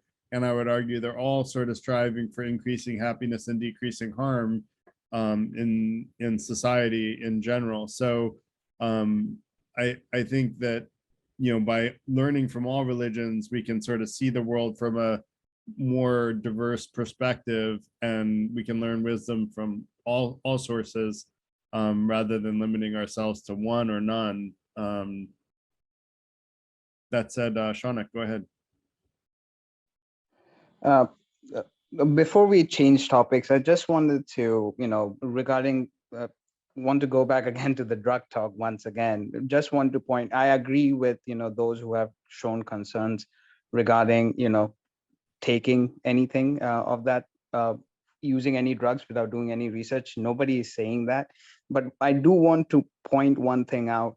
A lot of the fear surrounding psychedelics, comes from the fact that it has been essentially classed the same or even worse than crack cocaine, meth, or all the other opiate-based drugs. And a lot of the fear that comes for drugs, it's for the ones that do have the potential to better human life. Psychedelics are, there is potential there. And what's happening is research has been stopped on those for the last 40 years. It's only in recent years that the resurgence is happening and the studies are coming out. And if you're really, really interested, I would really say look into these research on psychedelics, because I truly believe they are, a potential pathway to better mental health. And they have been, for many, many years in many shamanic traditions or many cultures across the world. So I just wanted to point that out. A lot of the fear stems because, these drugs have been classified the same as meth or the opiate-based drugs, which I do believe are the worst kinds of drugs. So the research that we just brought up, or I was asking for as well, they give you a much more fact-based opinion that these do have a potential to help mankind into the future. So I just wanted to point that out. If you're really interested, there are a lot of documentaries out there that have been made in recent years that talk about these as well. I just wanted to point that out. Thanks, Shaunak. Carl, go ahead. Yes, I'm going to talk about something different, but I just want to say the logic of some of the arguments here does not really carry a lot of weight. But I would like to suggest one topic that may be a more, what would you say, incendiary or popular topic is Meghan and Harry, and it's public relations, toxic relations, culture, colonialism, and Pretty Little Liars. And I think, you know, as jejune and puerile, if I may use those terms, such efforts on this part, it's certainly an example of how to use public relations, how to try to destroy a family relationship, and how to take toxic culture to the extremes to make money and to see a relationship between families of that we aren't really even, you know, had no idea about understanding, probably no more so than we do about the drug culture or anything of that sort, but at least it might be a bit more light. That's my contribution. I didn't understand what you were trying to propose, Carl. As what I'm proposing is that, you know, looking at Meghan and Harry and how they're using public relations, how they're attacking their family for their own fortune, how they're attacking the British colonialist and the British royal culture, and the fact that they are doing so by essentially lying their way through the media. Or at least some would have that opinion that they're lying through the media. There's something we can learn about how to use the media and how to abuse the media and how to try to monetize your own ill will. That sounds interesting, Carl. Definitely, if you'd like to co-host something like that, I know a lot of people want to talk about this as well. Anyways, it's already almost 8:30, so maybe we can shift more into looking forward to the upcoming year, any goals people are having or any themes they felt this year or any incidents or memories they have from this year. And we can continue open discussion as well.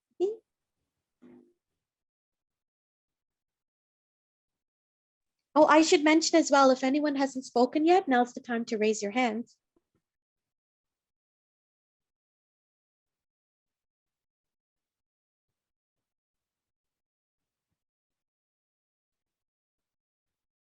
I mean, I don't have much to offer on the royal family, Carl. I don't follow them at all, so.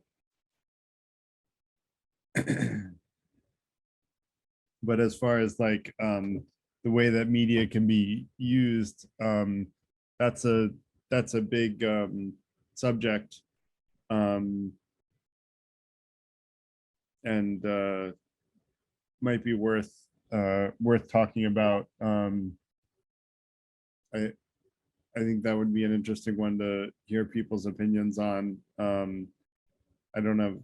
Yeah, I mean, I think media is a very heated subject in this day and age, because half of the country says the other half's listening to fake news, and then that half says the first half is listening to fake news. And so that's part of why I tell everybody you should listen to right-wing news, left-wing news, and centrist news, and then fact check everything that sounds suspicious, because I would argue that's the only way to come to a really clear vision of reality, which is, you know, similar to what Mike was saying about religion, is like seeing, you know, understanding different religions' perspectives gives you a wider view on, you know, religion as a whole.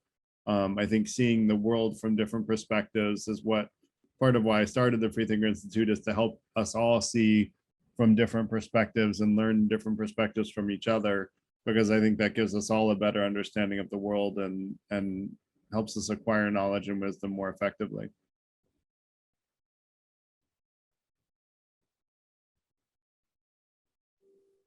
Oh, I also wanted to say, I think Darlene is here. I'm not sure. I think I saw that she does a meetup as well. So Darlene, I'd love to do something with you if you'd like to collaborate. You're welcome to message me because I know you're an excellent host. Yeah. Like I hope, I guess for a topic for this group, I think, you know, specifically talking about attachment styles and attachment theory would be a really good subject to have a day focused on that. And that topic is so intense, and a lot of people are all over the internet are giving partially incorrect and partially correct information. And so it really deserves a whole night. Yeah, I do think that would be a good one, Darlene. And I actually, one of the books that I was listening to over the holidays was about attachment theory. And they actually made the argument, which is different than what you and I talked about, Darlene. When we talked about it, I think you told me that attachment style can't change in adult life. But then this book was basically saying it actually can change depending on the types of relationships you have in adult life. And so it seems like there may just not be a consistent, perspective, but I think it would be interesting to do an event on attachment style to sort of see what we can glean from that. Yeah, well, I mean, what people can do is they can practice and practice and practice different sentences both in their head and create a new mindset.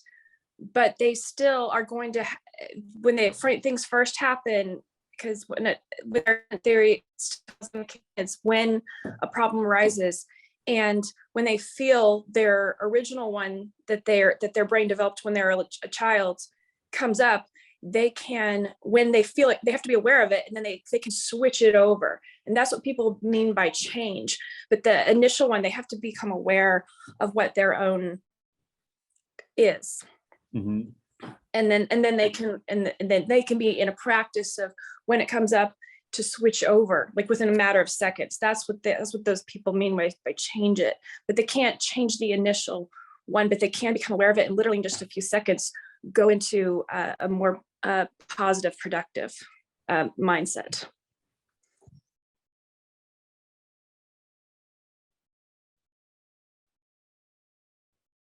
I'm done. Thanks, Darlene. And Renee is saying no news is good news in the chat. And I like the app is called Good News Network, if I remember right, Renee, about there's a company that only shares good news, and I really like that company. I don't watch any news because unless there's like a topic that's interesting that I need to learn about and become well informed of, and then I go all in on left wing, right wing, and centrist news. But short of that, I don't watch the news on a regular basis because it's also negative, that it just brings too much negativity into my life, and all of it is out of my control. And as a practicing Stoic, I try to focus on what's in my control, which is the people that I can influence in my life, and not, whether or not there's a war in the Ukraine, which, don't get me wrong, I care about that, but I'm not going to be able to do anything to influence it. So it doesn't worry to agonize over the fact that it's going on every day. So I focus on what I can control and trying to make my life and the lives of people I can influence better, which I would argue is more practical than worrying about things that are completely out of our control.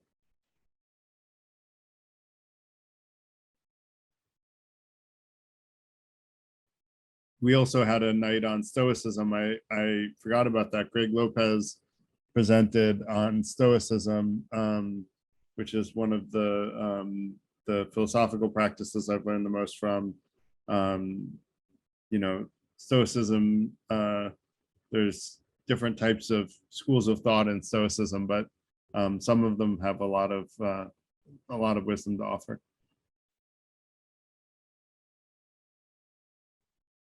And that's what's called Stoic practical philosophy, which is where you separate what's in your control from what's out of your control, and you don't worry about what's out of your control. You focus your happiness only on things that are in your control, and then you can control your happiness,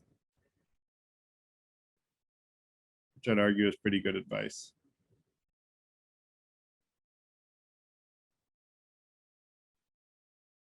Yeah, and Renee, I agree with trying to keep things positive, although there is also what's called toxic positivity, which I like to address. Toxic positivity is when you completely ignore the negatives, even if they are coming into your life, and then you're also ignoring the root causes of negative things that are entering your life, and that's not healthy either, right? It's good to acknowledge if something negative comes into our lives, that negative thing came in, and understand why it happened, and be able to address that, but focus on the positive and try to cultivate positive emotions, but not ignore the negatives. But it's also, let's not seek out negatives. There's enough negativity without seeking them out. That said, you have your hand up, Renee, go ahead. Yeah, Garrett, I've just recently heard something, the way you're phrasing that. You can't ignore toxicity, whether it's in people or the world. However, I've gotten through life now, I'm thinking I have no control over anyone but myself, and I have no control, sadly, over what's going on in the world. But what I do have control over is the way I perceive things. Take what I want and leave the rest. Positivity, I don't always like that word positive. For example, like health issues. It's realistically speaking, I have something that positivity, the point I'm trying to make, positivity does not cure anything that we have that could be terminal. Be positive. You know, people use the word be positive, but I'll go along with the family. I hate this line, but I'm going to use it anyways, because when people use it, I'm so damn triggered. It is what it is. It was what it was, and it may be what it may be. Yeah, I mean, I think accepting things for what they are is good. As far as not having control over anyone, while you can't control what other people do and say, we we are social animals, you know, and we can influence other people. And I would argue that when we try to positively influence other people, that's a good thing. We just want to not, you know, try to be attached to them agreeing with us. And that's where, like, offering advice is great, but you know, being attached to someone agreeing with us and following our advice is not great, right? Then we're, you know, we're setting ourselves up for failure, because it's up to that person whether or not they want to follow our advice, or if they even want to listen to it in the first place. If they didn't ask it, don't give it. What's that? If they don't ask for advice, if I don't ask for advice and somebody's telling me, I don't know, well, you should do this and you should do that, then just forget it. Yeah, you know, that's Go to my doctor. That's a common belief, is for people to say, if I didn't ask for advice, don't give it to me. But I would argue, like, if we see an opportunity to help someone, I think offering advice should be seen as a good thing if it's someone that we have a good relationship with. You know, maybe not to a random stranger. You know, I'm not gonna, you know, walk up to a person jogging on a concrete sidewalk and say, hey, you're gonna ruin your knees doing that. Because that's what I did, right? I have had that thought pass through my mind that I want to warn this person, you're going to break your knees like I did running on concrete, but that's not a good idea. But then if I take someone that I'm close to and I see them doing something that I don't think is serving serving to help them in their life, then I think I should feel free to offer some advice, even unsolicited. And I prefer people do that with me. Like, if I can do something better when I'm hosting events, you know, and people offered advice earlier, let's switch off the topic of drugs. Well, I appreciated that advice and we've switched off the topic now. And, you know, I think, you know, where we can help steer each other in a direction that's more mutually beneficial, that's a good thing. And I, you know, one of the 5 intentions of the Free Thinker Institute is to transparently share our beliefs, to the extent we trust someone, and to listen to other people with an open mind. And I would argue we should always listen to advice with an open mind. We don't have to agree with it all, but to listen to it with an open mind is a good idea, even if it's unsolicited advice. Mhm. Basically, like I said, take what you want and leave the rest. Exactly. And that's what I do with religion. That's what I do with Ideas are good. philosophy. That's what I do with everything. Like, Yeah. whatever resonates is going to stick. And wherever, you know, like I said earlier, like, I follow reason wherever it leads me. And, you know, I don't care where the source of wisdom or knowledge is, or what source gives me that wisdom or knowledge. As long as it's wisdom or knowledge, like, I gravitate towards that. Very good. Thank you. And yeah, Darlene, I think it's not just okay to listen to a different point of view. It's super important because we never learn anything new unless we do listen to different points of view. And, you know, if you think about it that way, like if we only listen to points of view that agree with us, which is what confirmation bias is, then we're never going to learn anything the rest of our lives. We're only going to believe everything we think now is true for the rest of our lives. Well, that's not a good place to be either, right? We want to continue to learn throughout our lives and continue to grow and develop. And to do that, we have to have humility and to, you know, listen with an open mind to new ideas that might be closer to truth than our current beliefs, or help expand our sphere of knowledge and wisdom.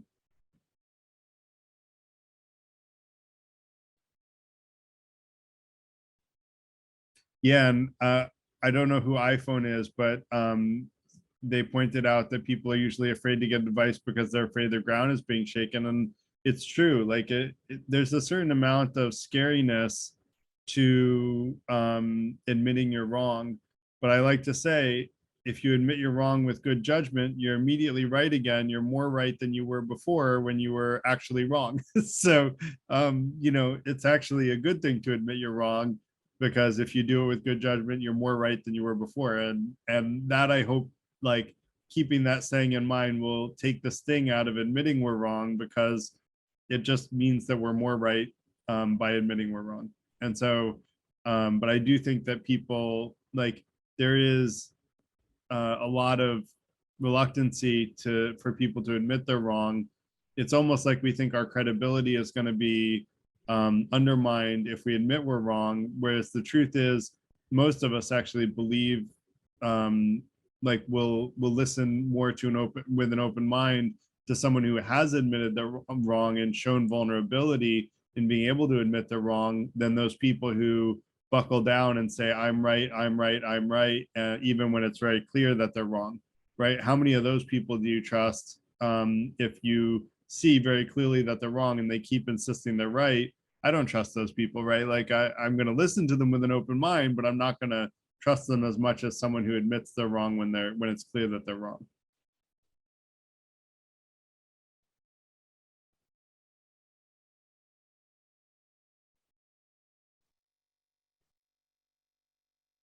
I have something to add. Yes, please. So you mentioned, like, I prefer to trust to people who admits they were wrong and now they are taking action for that. So there is also kind of people I see a lot, which is they say, okay, now we are doing this, and what, like, there's a behavior, like they are not admitting, like there are also type of personalities that prefers not to admit they were wrong, but prefers to say, I was right also at that time in that condition, for that condition. You know, like, I was always right at that time, and it didn't work. Like, it is not admitting being wrong. So like, these are the things that I see a lot in with people. Like, did I try? I mean, I don't know if I express myself clearly, but what I am trying to say is, I also believe, like, for self-development, you should say, okay, I was wrong. Now I learned, and I am taking this kind of action. Right. I think what you're saying, if I understand Nakati right, is that I may have made a mistake, but I made the best decision I could at the time. And so I'm, you know, like, sure, it was wrong, but it was the best decision I could make at the time, given what I knew. Is that what you're saying? Like, given the context? So the weird part is, like, this kind of person, like, people never say I am wrong. This is the problem. Like, I believe, like, because if there is something I made a mistake, I say, okay, I made a mistake. Now I am trying to fix it. I'm changing it. Okay, but and I'm learning. I'm iterating on my process. Okay, so I was wrong. But what I'm trying to say is, these people always say I was also right at that time. Now I am also again doing this, but I am again right. So, but they are changing their behavior based on the learning, but they don't want to admit that they were wrong. Right. So I think, like, since I experienced this couple of times, like, I am thinking, is that just like, are they developing themselves? Are they really changing themselves, or it is just a trick for them? Like, you know, like, it is just a, yeah, you know, they are tricking themselves. I think what you're saying is that some people will alter their behavior and show that they've learned that they made a mistake in the past, but they will never admit that they were wrong. Is that what you're saying? Yeah, maybe they. Yeah. So, do you think that is that learning? Is that development?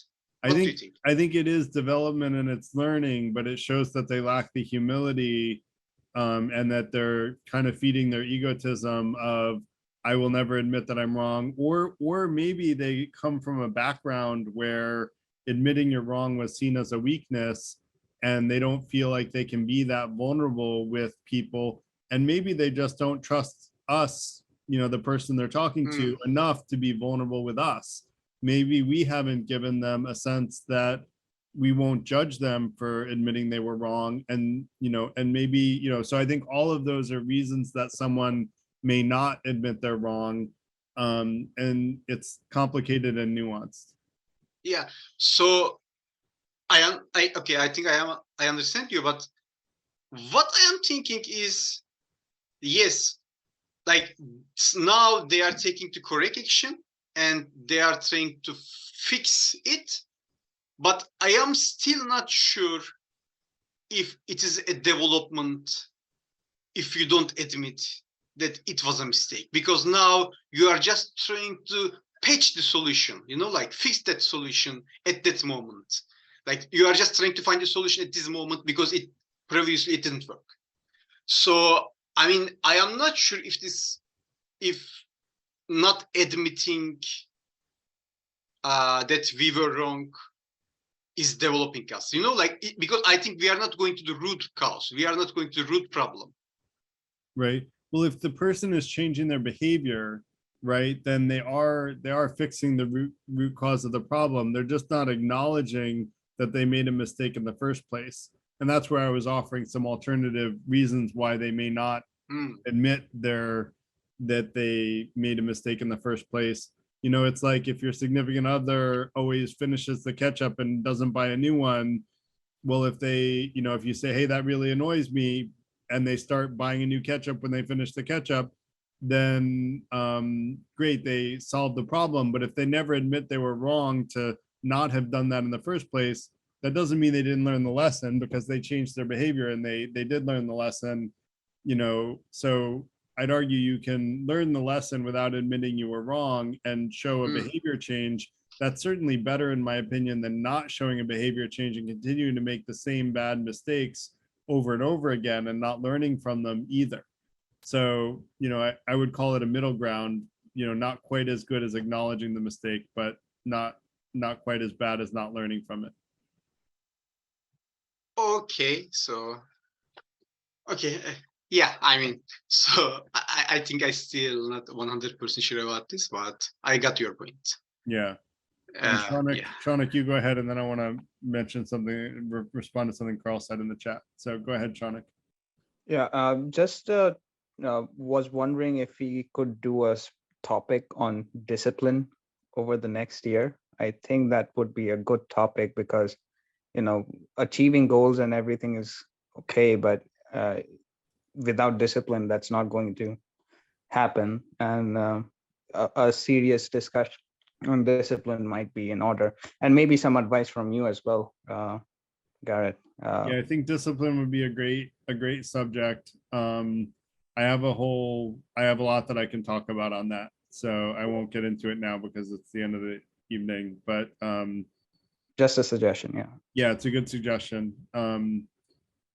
It's, you know, sort of related to how to achieve your life goals in a state of positive flow, which is another event that we did this year that I guess I think there were some issues in my documentation where we missed some of the events that we talked about, because that and stoicism were both missing. But But Carl made a comment in the chat about that it's not necessary to prove that someone is wrong. That's a psychological need to show superiority. And I agree with you, Carl.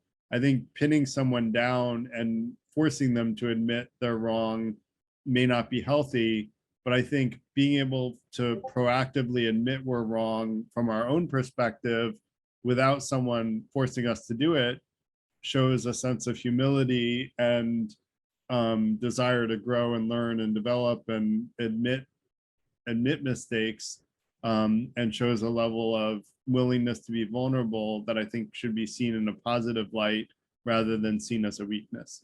So I agree with you, though. I don't think it's like, you know, and I think a lot of people approach a debate as I'm right and you're wrong, and then they go about trying to slam, you know, the other person with facts and data to prove themselves right and the other person wrong. And I think that's absolutely the wrong way to approach a debate. And that's why I said the best way to convince someone is to listen to them, because it's better to understand why does someone else believe what they believe, how did they come to the conclusions they came to, and really try to empathize with them and see from their perspective. And maybe you'll learn from them. And if not, maybe you'll see a flaw in their reasoning, and they're going to be more receptive to a flaw in their own reasoning than they are by beating them over the head with a bunch of facts and trying to prove them wrong.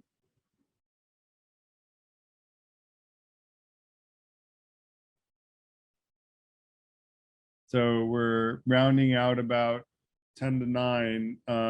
Any other anything people want to talk about as far as like goals for 2023 that they have that we didn't cover in the early social?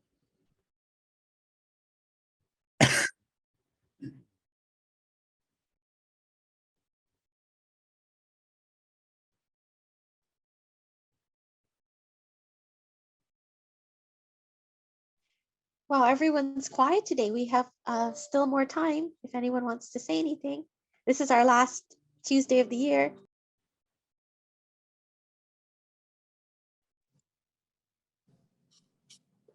Yeah, Susie. Garrett, yeah, I have when I learned about bribery is acceptable in this country, oh my goodness, it put everything into place, you know, how messed up we are and how, you know, how crazy thing has been, right? But is it still going on like that? Is it acceptable for everyone? Does everyone know about that? And you know, we keep carrying on our life like under like yeah, people. and interesting.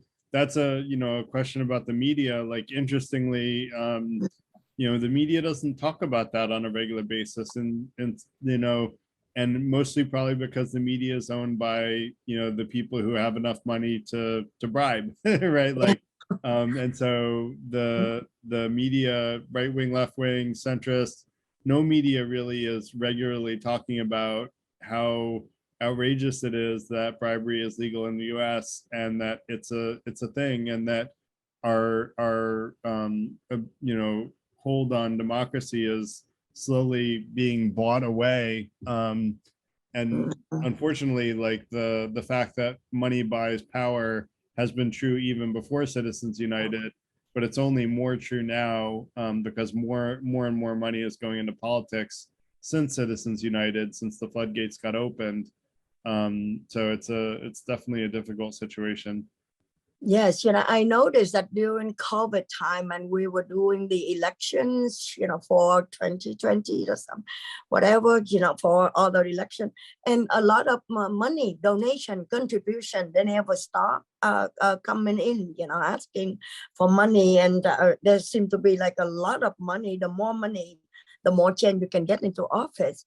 It's just unbelievable. You know, I mean, will it stop? Can someone stop that? Or, you know, because I would never know anything about that until, you know, like enlightening by you know, going here to the Free Thinker Institute. You know, I so appreciate. Great. That. Well, we appreciate you too, Susie. Yeah. Thank you. All right. We will be able to talk about that, like another topic next year. So I don't know if we'll talk about that specifically. We probably will, because like it's a, it's something that bears repeating. I don't even know if we have that one on video or not. But if we don't, we will definitely revisit it because that's an important topic. So, and if we do have it on video, we'll try to get it up on YouTube when we can. Yeah, well, President Biden was talking about perfect union. I mean, our like forefather talk about perfect union. How can you bring everybody together? If we are letting money like divided all of the states like that. Well, it's not just money, it's political parties divide us too. And, I think, the whole idea that, the US is as divided as we've been since the Civil War is pretty scary. The amount of political animosity that I see from left to right and right to left, friendships, longtime friendships are being destroyed from politics. And really, when it comes down to it, we all have way more in common with each other than we have separating us.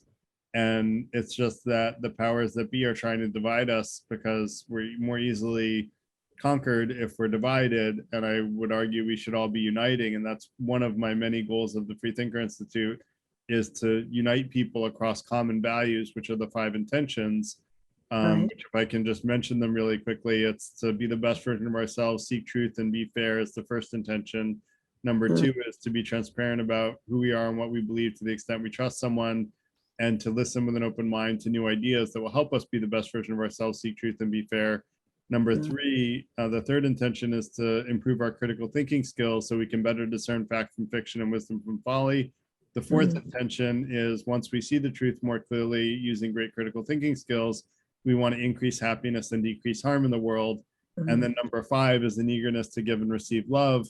And I would argue if all of us just realize that those 5 things unite us across all political backgrounds, religious backgrounds, spiritual backgrounds, like those things are, meaningful, tangible, rules that one can follow in day-to-day life that unite us rather than divide us. And so that's, where they come from, is as a common set of values that we can share as the Freethinker Institute community, to keep us united rather than divided. And I really would like to see more uniting and less dividing, and more of Sean's outrage about the bad stuff that is going on, while we all fight about left and right. There's all kinds of, legalized bribery going on that's taking democracy away from us. It's slipping out of our hands. That said, Ginny, you have your hand up. Renee and I want to sing a song. Is it okay to sing a song? Yeah, I gotta get the words. You've got to accentuate the positive, eliminate the negative, and latch on to the affirmative. Don't make the, what is it? Don't let the, that's an old song. That's a goodie. I know, I love these old songs. Yeah. Don't let the negative. Huh? Don't let the negative get you down. Oh, that's a don't let the negative. No, you got to accentuate the positive, eliminate the negative, and latch on to the affirmative. Don't let the negativity bring you down. Something like that. Yeah. Anyway, Renee, it's your turn. Now you gotta sing the second stanza, Renee. I'm not But the prepared. chorus is, that's how you get results. What is it? That's how you get results. There you go. Well, No. Yeah. You got to accentuate That's how you get results. eliminate the negative, and latch on to the affirmative. Don't let Google it, Jenny. God darn it. Google. I sang that song so many times, and all of a sudden I'm blanking out. It's too song? late. Oh, that was Gotta great, let Garrett Jenny. go to bed. Thank you so much, Garrett, for it was a wonderful meeting. Thank you, Ellie. And Thanks meeting y'all. Thank you, Jenny. Thanks a lot, everybody, for coming. Beautiful, I do want to encourage everyone to come back next Thank week. you. We are going to talk about a tangible plan to end unjust wars. And then we're also going to talk about how that same plan will drastically reduce human rights violations. It's actually ridiculously simple, and but I think it's actually a functional, doable plan. I just have to try to get it in front of the right people. And would love any advice on how to do that. Although people are welcome to shoot holes in the plan too, and we can patch them up. And then on January 10th, we're going to talk about to vaccinate or not to vaccinate. That is the question of the year in a 100-year global pandemic. So thanks a lot, everybody, for your contributions tonight. Really good conversation. Really enjoyed having everybody here. Thanks for enjoying our blast to the past, you know, from the whole past year, and look forward to seeing new faces again, and good to see old faces again. And hope everybody has a great rest of their evening or day, morning in Australia. And thanks a lot, everyone, for coming, and hope to see Did you I all miss your next- daughters? Did I miss your daughters? You did. Sorry, she did Oh, come. darn but it. I she got can't a believe kiss I from did you. it again. Sorry. Yeah, Yeah, I'm that's all sorry. right. Okay. Thank All you. right. Take care, everyone. Good Bye-bye. night. Happy New Year, everyone. Thanks, Yeah, everyone. I'm going to happy come New back Year, at the next everybody. meeting. I'm going to So- come back with that song memorized. There you okay. go. There you go. Go Bring for it the next time, song. Jenny. Okay. All right. Bye. Bye-bye. Bye.